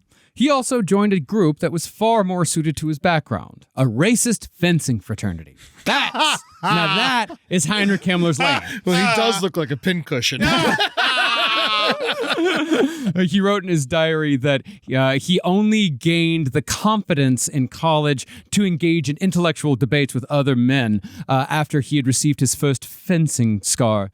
After I was cut with the sword for the first time, then I felt I could truly debate with the men. God, I just want to mash his face into my fucking ass. As do I. It's truly stabbable. Now, at the University of Munich, Himmler linked up with other young, extreme right-wing shitheads who also wanted to waste their youth on hating people different from them while talking endlessly about the best ways to subjugate said people. See, anti-Semitism was on a sharp rise in Germany after World War I due to the whole stab-in-the-back thing. So Himmler and his compatriots would quote-unquote debate as to whether or not Jews deserved equal rights or if they should even be allowed to participate in Himmler's precious fencing duels. Himmler also immersed himself in an anti-Semitic book called The Sin Against the Blood by a German dickhead named Arthur Dinter, where Jews are depicted as race defilers and the embodiment of everything wrong with society. Now, that's all to say that the Nazis did not in any way, shape, or form create the anti-Semitism that eventually bore the Holocaust, although writers like Arthur Dinter did become members of the Nazi Party eventually. Instead, the Nazis merely picked up the ideas that were already floating around Germany and took them to the most extreme conclusions. Maybe he's just mad that his last name was Dinter. Yeah. I don't like being Dinter no more. Nobody likes a Dinter. And Arthur Dinter. Arthur Dinter is Arthur a hard Dinter. name and people don't like it just looking at it. Sounds like he was named by Groke. Now, as you might expect, Heinrich Himmler, with his extreme anxiety, weak chin, and hateful personality, he was not the most charismatic man in Germany, and he was almost completely bereft of social graces. Himmler always had problems forming personal relationships because he was shy, uncertain, and constantly struggling to understand what people expected of him. Well, he's also myopic, racist shithead. Yeah. As one author put it, Himmler simply didn't know how to strike the right note in his behavior with other people. Yeah, because he was a virulent Nazi. That same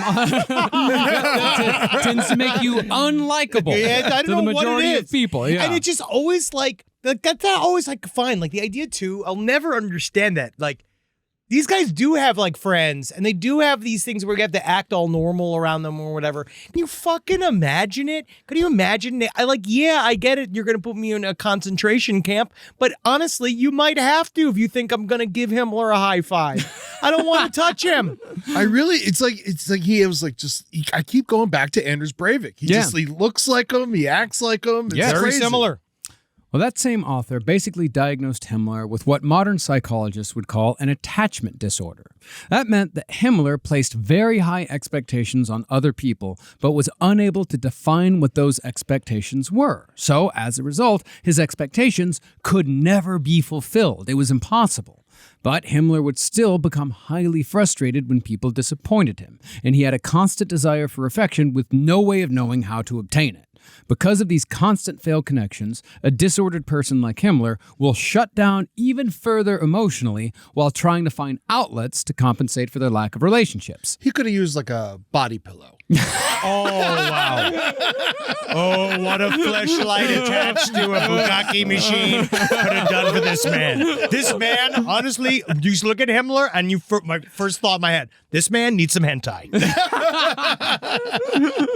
In Himmler's case, his attachment disorder manifested in strict observance of social formalities and rules for everyday life.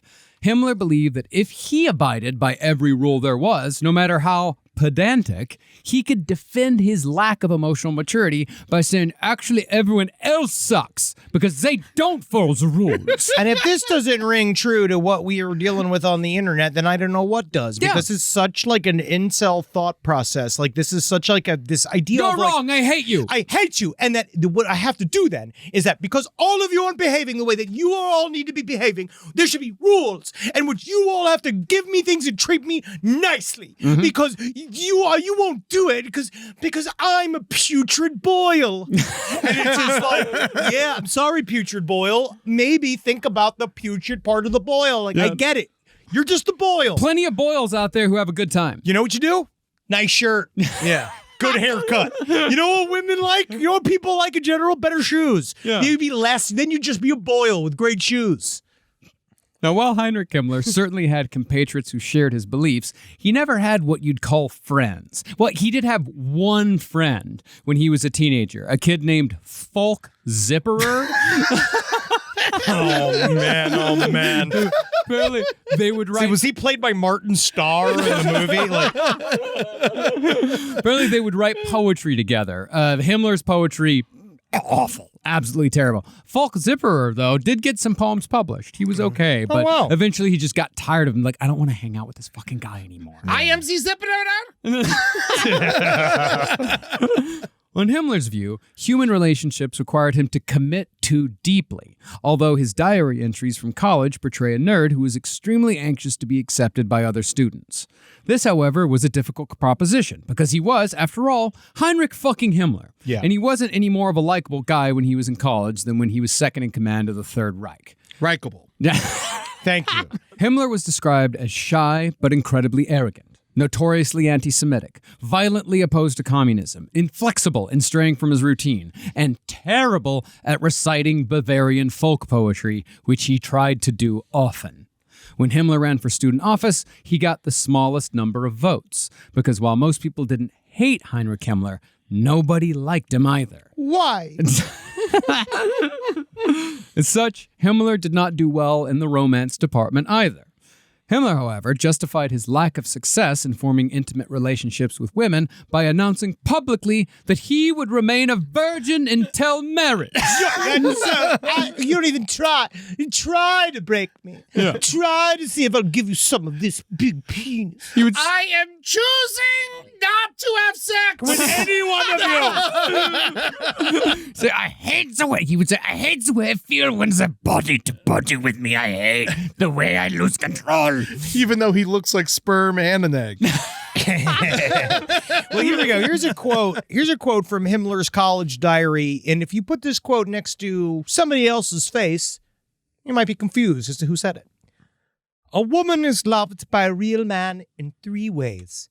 As a beloved child that one must argue with or even punish. As a wife who shares your struggle without shackling you.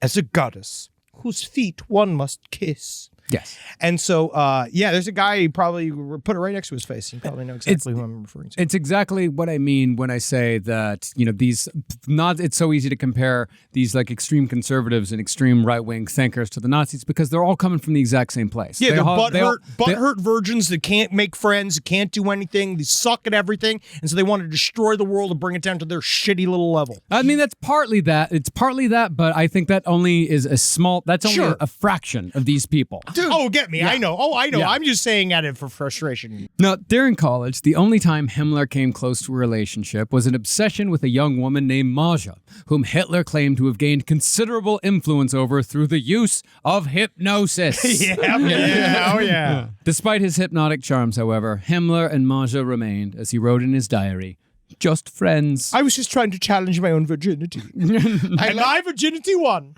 I like you because you sound like Maza. Now, after Heinrich graduated with a fucking agriculture diploma in 1922, owing to his teenage obsession with somehow becoming a Germanic warrior farmer, Himmler took a low-paying office job in Munich until he could afford to buy his own farm.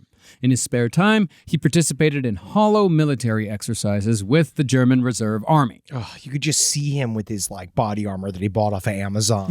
like you just see all these like guys playing ice. It's like all the same shit. Yeah. Because of Himmler's piddling services, he would denounce any of his peers who had not participated in the military, while considering his own experiences in the military, in which he whined to his mother about not writing him often enough. He considered those to be heroic. He said Himmler had what you'd call an extraordinarily good self-image. Yes.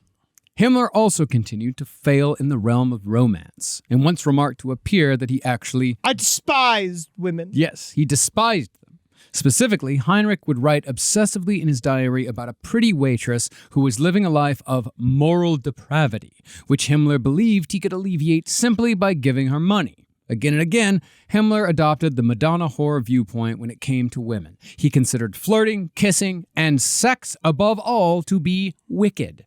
And he thought that people who indulged in sexual acts for any reason other than procreation were simply giving in to their animalistic side, which was not very German at all. I actually asked my therapist for what this would be called, and he couldn't give me something. The idea of like a gateway idea. Mm-hmm. This is like one of those gateway ideas. This is like one of those things that like if you can learn to hate one person, I can teach you how to hate 10. Like it seems like it's one of those where, because it's interesting, right? This hatred for women really just comes from his own like incel-like nature. Well, it's just right? his own frustrations and Yeah. his inability to connect with anyone. But then he uses that as another way. So later on, when he will like subjugate women, blah, blah, kind of stuff, he will use this as another.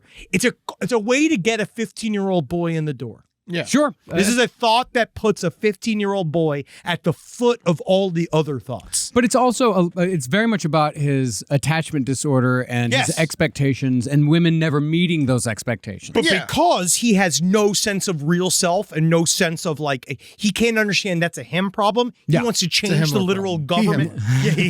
He wants to change the world's government in order to reflect those ideas. Exactly what we're saying. Yeah. Again, it's the problem. It's not just like, oh my God, I should dress better. Oh my God, I should learn to play the piano. It's the world needs to change. Women are whores. Yeah, he can monologue. He can't listen. Yes.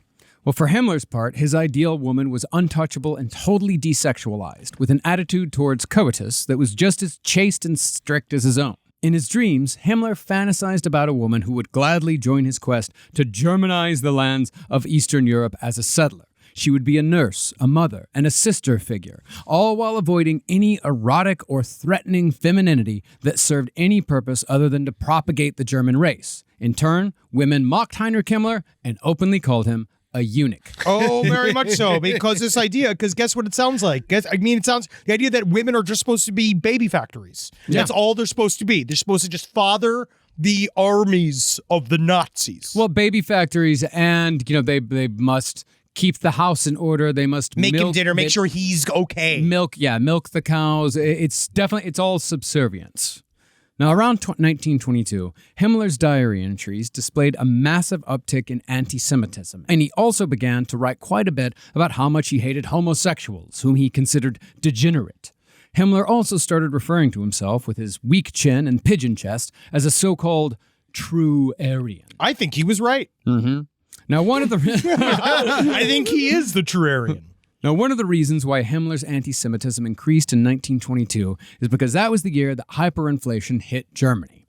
Because of the extraordinarily short-sighted conditions of the Versailles Treaty, which placed most of the blame and responsibility for World War I on Germany, the country owed massive reparations. In order to pay these reparations to other countries, the ruling government figured, fuck it, why don't we just print more money? That'll solve everything. Why hasn't anyone ever thought of this before? It's money. Just make more of it.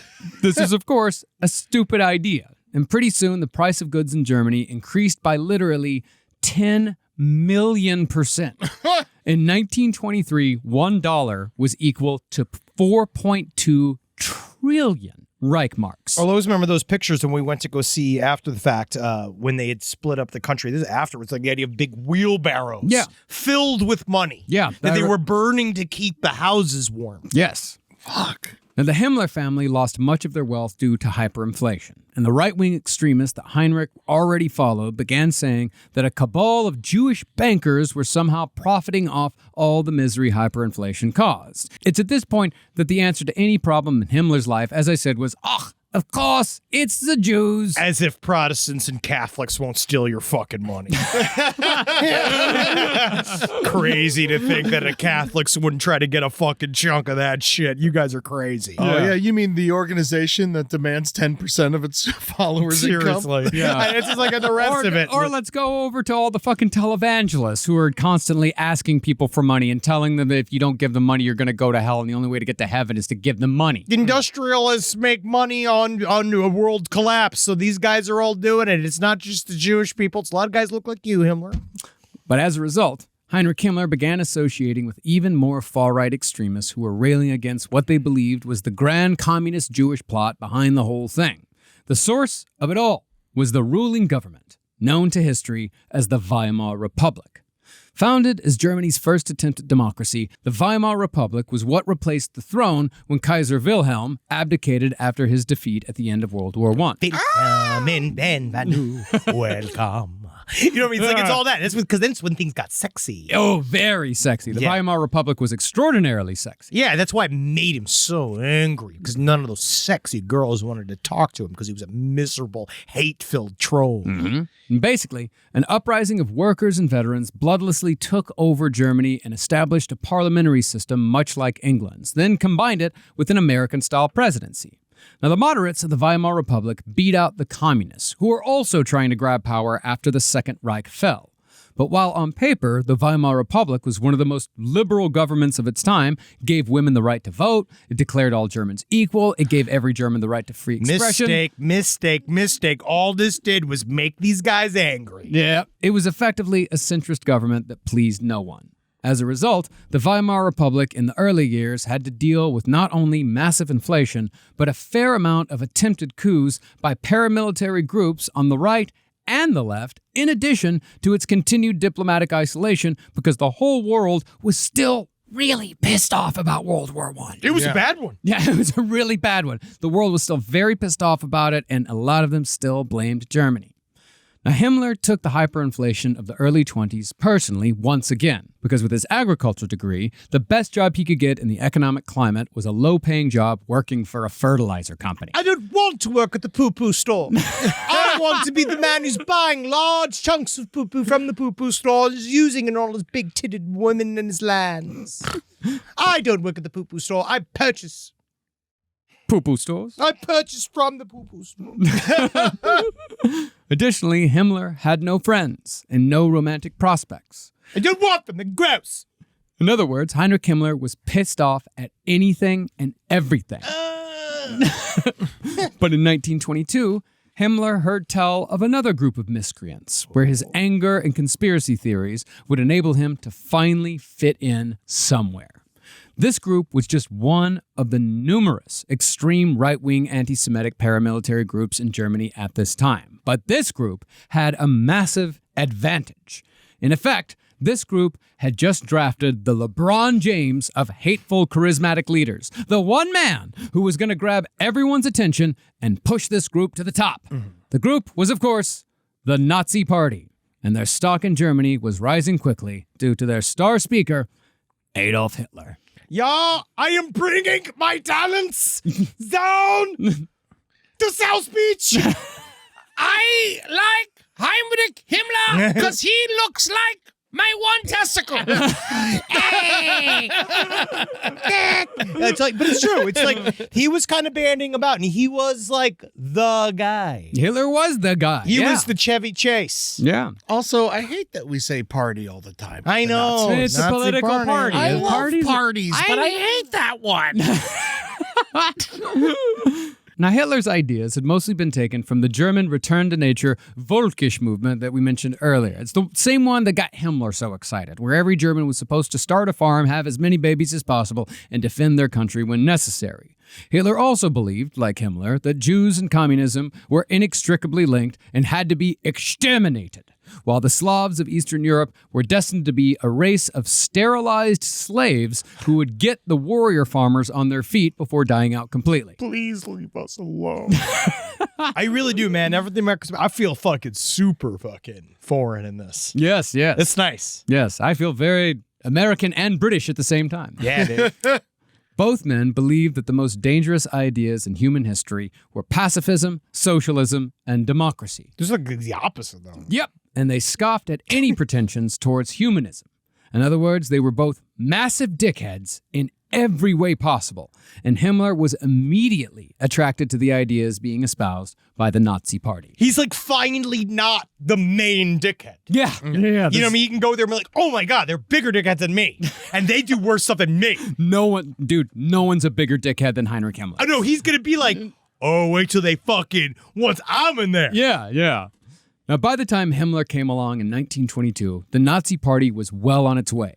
Hitler had joined in 1919, when it was still called the German Workers' Party. He was member number 555. Although the party had started its membership numbers at 500 to make them seem like they were much more popular than they really were. What, you saying they were liars? They were liars. He was actually member number 55.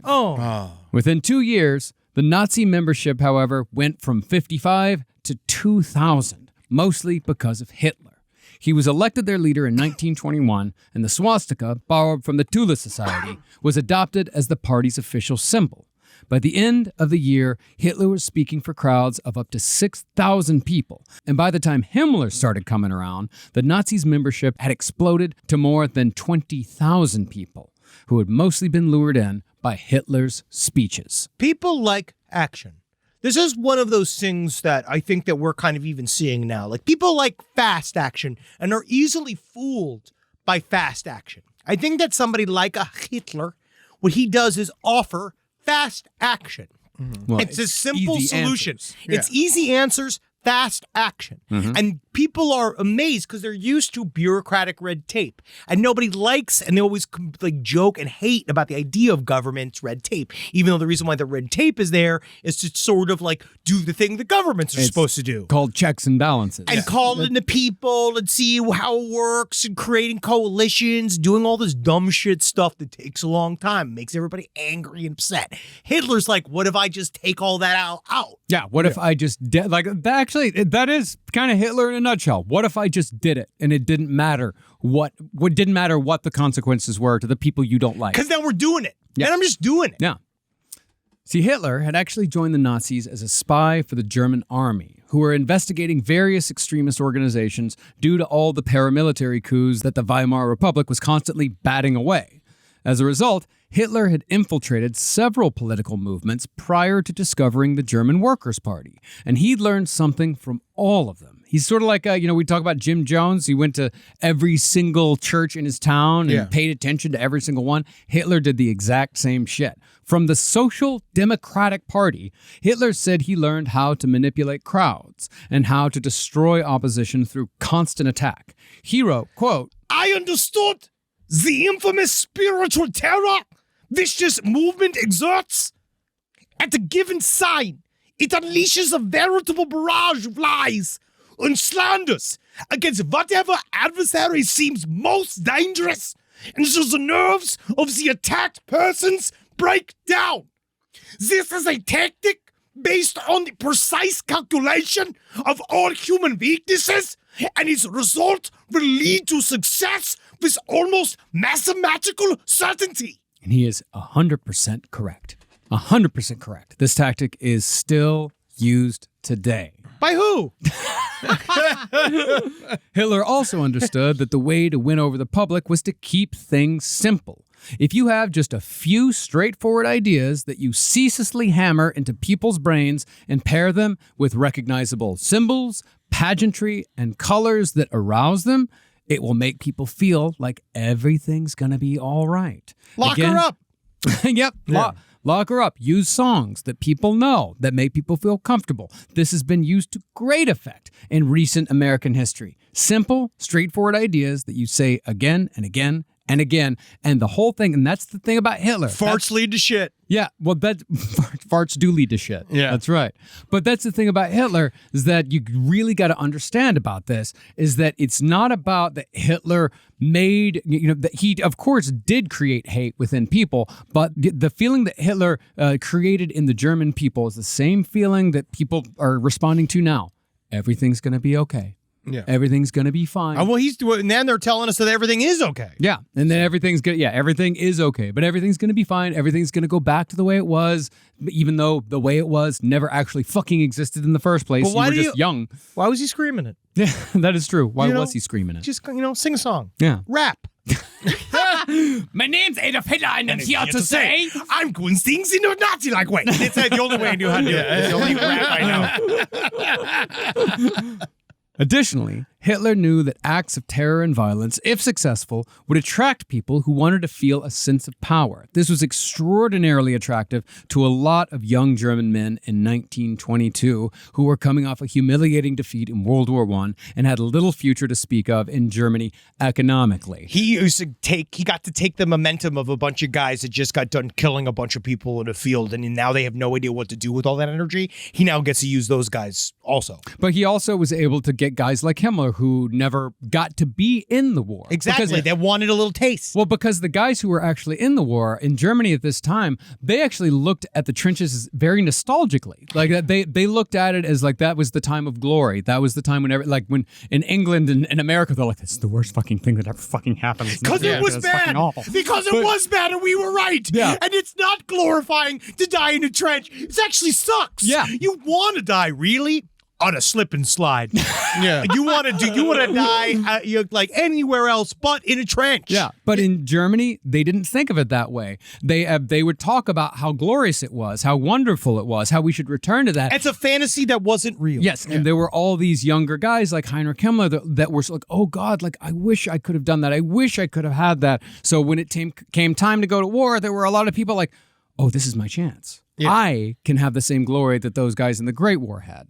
Also, everyone's so poor right now in Germany. Extremely so. And so when you get to that, you They're get fucked. extremely desperate and you start making irrational decisions. We Yes. see that with people in this country right now. Mhm. Exactly. This tactic of playing on the hopelessness of disenfranchised young men has been used to great effect here in America in the last few years, but it's by people who are simply looking for clout or influence. We call it the manosphere.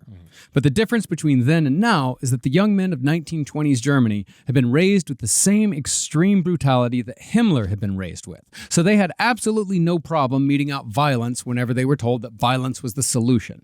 This, thankfully, isn't the case in America anymore, because while we may be conditioned to accept violence, we've been conditioned to accept gun violence, and we've been conditioned to accept it as a way to protect our freedoms. It's passive.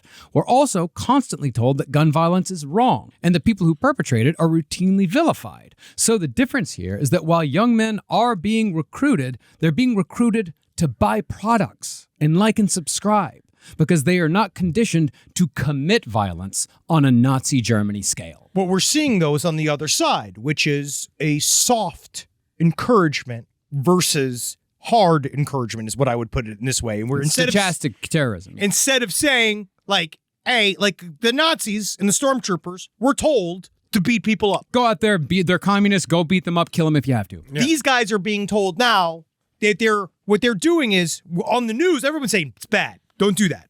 They go on the internet and memes are telling them it's hilarious. And the memes are coming from inside the house. Yes. The memes are literally coming from people within these organizations that are using those memes to, what was it, 764? Okay. That other group, we have Order of the Nine Angles. Listen to my episode on Panic World for more about 764. And so we have these things that are also then actively happening, but it's just, they're going at the same guys and appealing them in ways that are specifically, but no, all of these groups are hunting for young men. Memes are news for people who can't read full sentences. Yes. Now, Hitler did not rise to power alone, and many of the most famous shitheads of the Nazi Party were recruited during these early days in the 1920s. As far as Heinrich Himmler went, he was brought in by an early ally of Hitler's who would, of course, not survive the inevitable purges that come with these sorts of movements. The man who brought in Himmler was an actual World War I veteran who'd lost his fucking nose during the war. Got your nose. Got your nose. Give it back. Here you go. Sorry about that. Here's your nose back. This noseless man was an absolute fucking bruiser named Ernst Röhm. Röhm was an excellent organizer, a strong leader, and he utterly lacked any sort of moral compass, which were all qualities that Heinrich Himmler appreciated. It's actually quite interesting he has no moral compass because actually our personal body compasses are actually in our nose. There's this tiny deposits of iron in men's noses more so than women. That's why technically they believe that men have more of an ability to naturally find direction is because we have more of that iron content in our nose. And so technically he would have even less of a moral compass without the nose. Interesting. Oh, that is interesting. And, Himmler probably liked him because with all his belly issues, he could fart around him. Yeah, I remember like, and he's just like, I could still taste it in my cavity. Well, Röhm also had an extreme capacity for violence. He believed that Germany was going to be won basically through street fighting. And he was kind of right. I mean, that was one of the big advantages of the Nazi Party was that they had roving bands of psychopaths that would just walk through the streets of Germany and beat the shit out of anybody who didn't fall in line. It was never a law that you had to Heil Hitler every time you saw somebody else, but if you didn't Heil Hitler, then one of Röhm's men would beat you half to death, if not beat you to death. It's not just, that wasn't just a fucking Downton Abbey storyline. It happened. Well, also they learned to separate the two. What they would do is the stormtroopers became an unofficial side group to the main Nazi crew, right? Because for a while, Hitler was saying, I don't run the stormtroopers. Yes. Oh, very much so. Yes, he was at the plausible deniability. Yes. Yes, and this, Rome's capacity for violence made him the perfect man to co-found the Nazis' first paramilitary wing, the Sturmabteilung, aka the SA. But history knows them better as the Stormtroopers. And remember, the Stormtroopers, they're not a part of the government. No. Not in any way whatsoever. They're not soldiers. They're just fucking guys. They're guys and kids. Yeah. It's Proud Boys. Yes. Now, under Rome's leadership... Again, they wish. Now, under Rome's leadership, the SA made several attempts to violently overthrow local governments throughout the Weimar Republic in the early years of the Nazi Party. They also carried out several assassinations across the political spectrum, including the murders of rival right-wing extremists. Between 1919 and 1923, right-wing Freikorps like the SA killed 354 people in politically motivated murders, while only 22 murders were committed by left-wing groups in the same time period. Step it up. But just like today, because there were some murders committed by left-wing provocateurs, the right wing was extraordinarily good at convincing anyone who would listen that it was actually the leftists who represented the real danger, even though their own people were committing murders at 16 times the rate. Now, Interesting. isn't it? Isn't it? Now, in the early days of the Nazi Party, Hitler was not the infallible Führer that he would one day become. Men like Ernst Röhm, I love saying it. Yeah, Röhm. I know I sound like an asshole, but I love saying his name properly. You're allowed. Ernst Röhm. Who's wrong? Röhm, in particular, would disagree with Hitler because Hitler believed that the military should be subservient to Nazi ideology, while Röhm thought that the military should come first and everything else was secondary. Both men, however, hated Jews and communists. Hey, so as long as they can get along, that's really what it is, about finding compromise. It did unify them for a surprisingly long period of time. That's just nice to hear.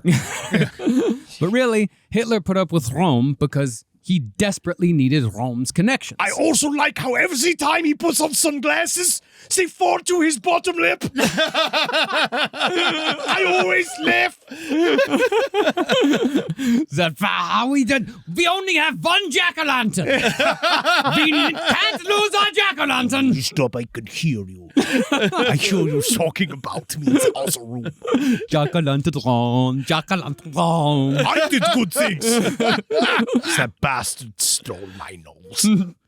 Rome was a war hero who had deep connections to the military, and he wore his resume literally on his face. You could see what he had sacrificed. While Hitler's military experience made him little more than a so-called jumped-up corporal, as I said earlier. That's what all of the guys who ran Germany's military, that's how they looked at. That's what, even like, they didn't take him seriously. Yeah, even von Hindenburg, the German president, that's what he called him when Hitler started gaining power. He was like, who's this jumped-up little corporal? Well, when he first met him, he was like, get him away from me. Yes, that was most people's reaction to Hitler was get this man away from me until some of the aristocrats and some of the more right-wing people decided like, oh no, we can use him. And again, you cannot use them. Yeah, watch Rise of the Nazis on BBC, honestly. It really does explain this really well. Yeah, BBC Select Rise of the Nazis. It's my favorite Nazi documentary series ever. It's incredible. It's his favorite. Yes, it is the Nazi show that I mentioned earlier. When he makes love to Carolina each night, the beginning of it is the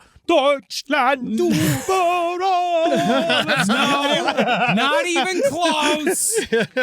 Has nothing to do with a sex life. Sex. Yeah, they only listen to Can. Yeah. Rome also had connections to weapons and explosive manufacturers who were far more likely to make a deal with someone like him rather than, say, a failed artist whose biggest military accomplishment was getting gassed and blinded at the end of the war. That would be Hitler. I couldn't see. Which is why I changed the name of the group. Rome, he could take the gas. Yeah. But it was these connections and more that made Hitler ignore a very large part of Ernst Röhm's life. See, Ernst Röhm lived as an openly gay man in the Weimar Republic. He attended gay nightclubs without shame. He held membership in an organization that supported gay rights. I mean, don't think this makes him fucking cool. It doesn't. He's still Ernst Röhm. Yeah. It's just this. What? Because he's been like, I know this is the best part about my experiences in World War I. Yeah. I now got 2 holes in my face. Yeah, he has an asshole on his face. DP my head. Yeah. Someone come in my fucking brain. I'm gay as hell, and I'm ready for head sex. Come in my brain. I don't know why come in my brain. It's, God, I'm going to be thinking about that for days. Yeah, just being like, ow, I keep hitting my penis on your nostril bones. See, while Weimar Germany was more open about homosexuality than, say, America at the time, it was still a don't ask, don't tell situation. Although the Weimar Republic was still famously swinging and comparatively progressive. Yeah, it was awesome. There were very few openly gay men, but gay clubs weren't explicitly banned, and major political parties actually worked to decriminalize homosexuality. The laws were never passed, of course, but the point is they still tried. Ironically, though, the Nazi Party was the predominant party against gay rights, even though one of their top men was openly gay. Never one to let a contradiction stop them, though. The Nazis would use Rome to recruit people who might be on the fence about the conservatism of the Nazis. The Nazis would point to Rome and say, hey, dude, we're cool. We got a gay dude. And he's a totally badass gay dude, too. He don't got a nose or nothing. No, dude, that guy better be hot as hell. Like, that's what I'm saying. No, he's not. No, but that's what I'm saying. Yeah. If you're going to have a major gay Nazi, I want that guy to be hot. Yeah. I don't want him to have no nose. Sell me. Yeah, no, he was a hefty man as well. Yeah, I want somebody. Yeah, dude, I don't want an expert level gay. I want an entry level gay. Yeah, but the thing is that, the right wingers are still doing this today. I mean, know. they did it with Milo Yiannopoulos. Like, Yeah. oh no, look, we've got a gay guy. Like, Oh, no, look, they'll have, like- look, there are gay guys here. It's fine. It's great. No, we're cool. Don't worry about it. You always notice how they push the 3 black people they have behind Trump. Yes. Like Yeah. they push him right behind his speech and stuff like that because they can be like, see, look. Yeah, it's always that see look. Yeah. Now, Heinrich Himmler met Ernst Röhm in 1922, but Röhm did not immediately bring Himmler into the Nazis. Like Hitler, Röhm was a member of several right-wing groups, so Himmler was brought into a right-wing paramilitary group that allied itself with the Nazis called the Reichskriegsflagge, or Reich War Flag. I wonder why we're having problems getting members. You gotta look at the name. And from what it seems like, Himmler was not necessarily a Hitler stan like so many others in Germany. In fact, Hitler doesn't even make an appearance in Himmler's diary until February of 1924. This is interesting because Himmler had formally joined the Nazi Party 6 months earlier, so he definitely knew Hitler personally long before that. But I think this points towards my assumption that for Heinrich Himmler, the ideas of the Nazi Party were far more important than the leader, who in Himmler's mind was just a means to an end. He's the guy that can get this shit done. They're all view him as somebody that can control, which is because in the end, as we know, they don't succeed. Which we'll They get there. succeed for a while. But the idea is that they, just interesting because even in his own mind, he just thinks like, we'll get through this Hitler stage. Yeah. It's kind of how Cheney used Bush. Yeah. Now, frustratingly, there was actually a moment in time when Hitler's right-wing movement might have been stopped before it gained too much steam. This moment came when Hitler figured he had enough men to do what so many others had tried and failed to do before. Hitler was going to make a run for a coup with the infamous Beer Hall Putsch of 1923. During this short, failed attempt, thousands of Nazi stormtroopers marched with Hitler through the streets of Munich the day after Hitler had taken over a political rally in a beer hall. I love the name of the beer hall, Bürgerbraukeller, with 600 of his goons and a machine gun. The capture of the beer hall had filled Hitler with a false sense of confidence. He figured he had it in the bag. But when he marched to the center of Munich to fully take over the Bavarian government the next day, the Bavarian paramilitary opened fire with many machine guns and killed 16 Nazis, while 3 of their own were killed as well. Hitler ran away, barely injured, while top Nazi Hermann Göring was badly wounded in the groin. God, he should have got shot in the fucking dick. Hitler was tracked down and sent to prison, but even though his actions had led to the deaths of 19 people, he was given the incredibly light sentence of 5 years. I mean, 5 years. it is fascinating, though, because, right there and then, the whole thing could have been over. Yeah. Right there and then the whole thing could have been over. Yeah, if they had if really would've said, put the boot down on him, which they tried to do several times. And then after this, we'll see Well, they do. They will try. There will be a giant emergency attempt at some point to stop the rolling train, but it's already too late. It is far too late. By the time they realize they can't control Hitler and that he's not just useful, it's way too late. Oh, yeah. Well, the beer hall push was, it was one of many, many right-wing coups, left-wing coups. Like these Shit happened was popping up. Terrorism like that was kind of popping up in the time period. in Germany all the fucking time. And Hitler and he wasn't trying to take over Germany. He was just trying to take over Munich and Bavaria. Like he just thought like, okay, I'm going to just take this little section of Germany that's going to be mine. Me and my 3,000 guys, we can do it. Yes. They couldn't fucking do it. Now, since Himmler wasn't fully into the Nazis just yet, he did not participate directly in the beer hall push with Hitler. Instead, he was with Ernst Röhm and his men that day. They were the only ones who had the only successful action of the putsch.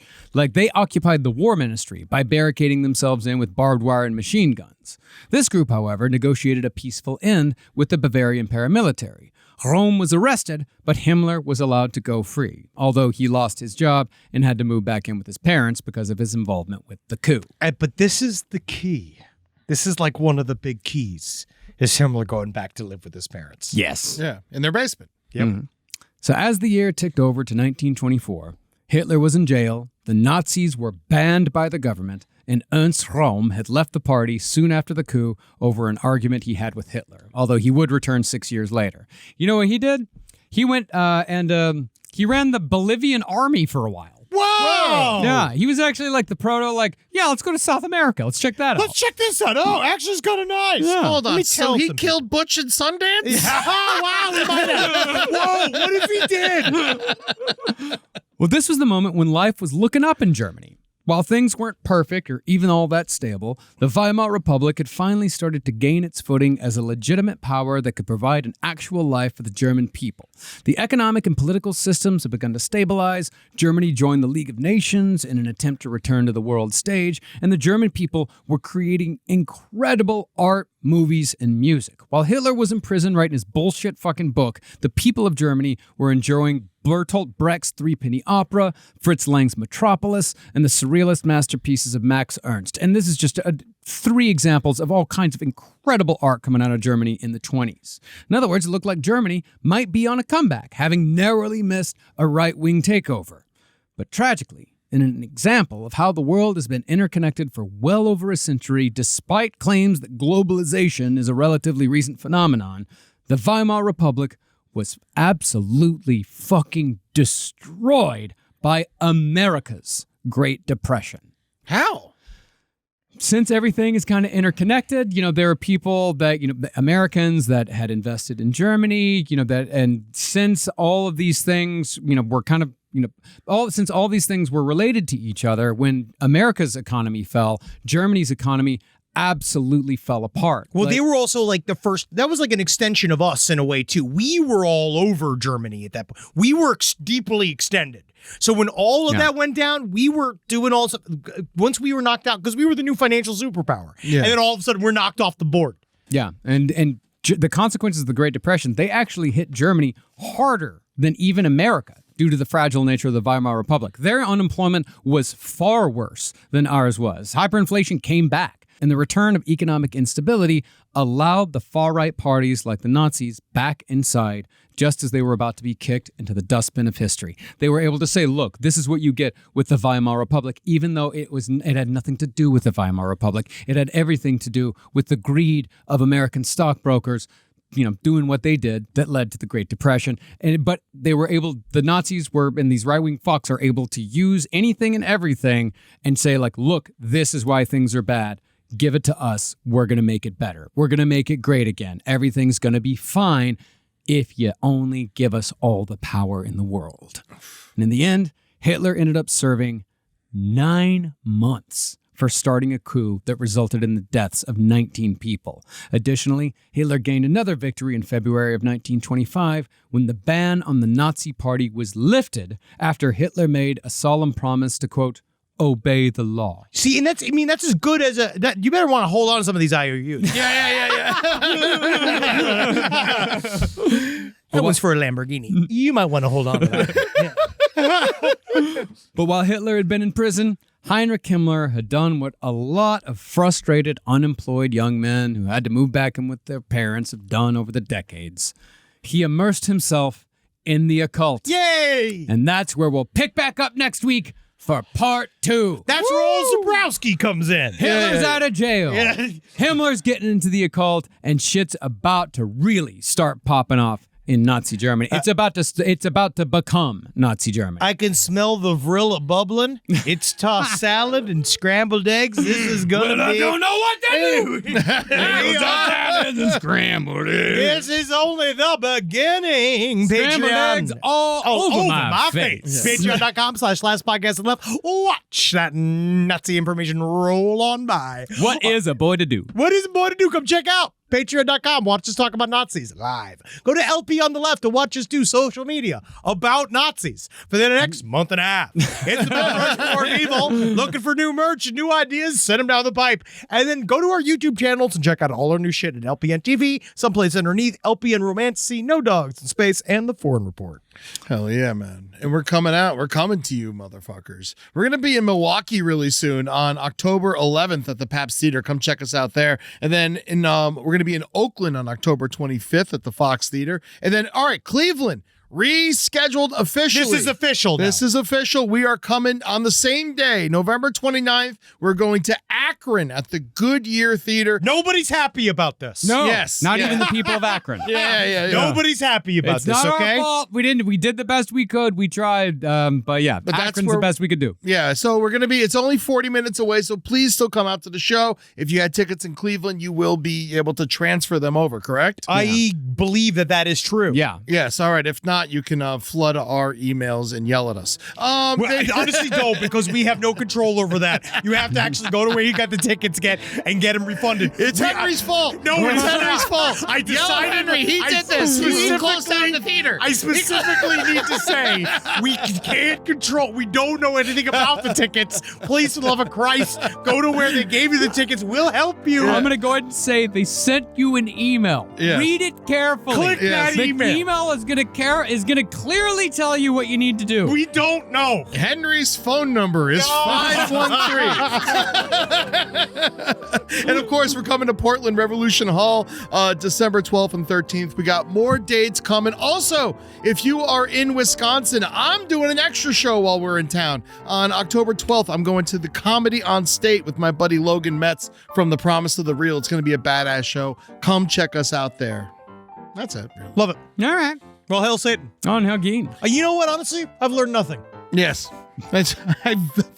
How am I not surprised? Just gonna keep barreling forward exactly as I was. I got a good hail today, guys. Hail the Jacksonville Jumbo Shrimp. Yeah, 2, 3, 4. We are the Jumbo Shrimp, here to play a game.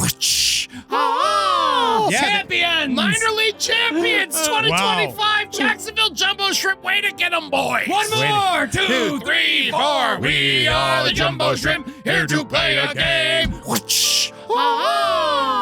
Marching in single file, shrimp stepping their way. You know what I'll say? You know what's nice is that shrimp, it's a kosher meat. Yeah, no, You know? it's not. No, it's not. It's the opposite. You It can't- is. It can't. It's They the can't opposite have, of They can't kosher. have shrimp. They actually can't Ooh, have well. shrimp. That's another hateful thing that we've done today.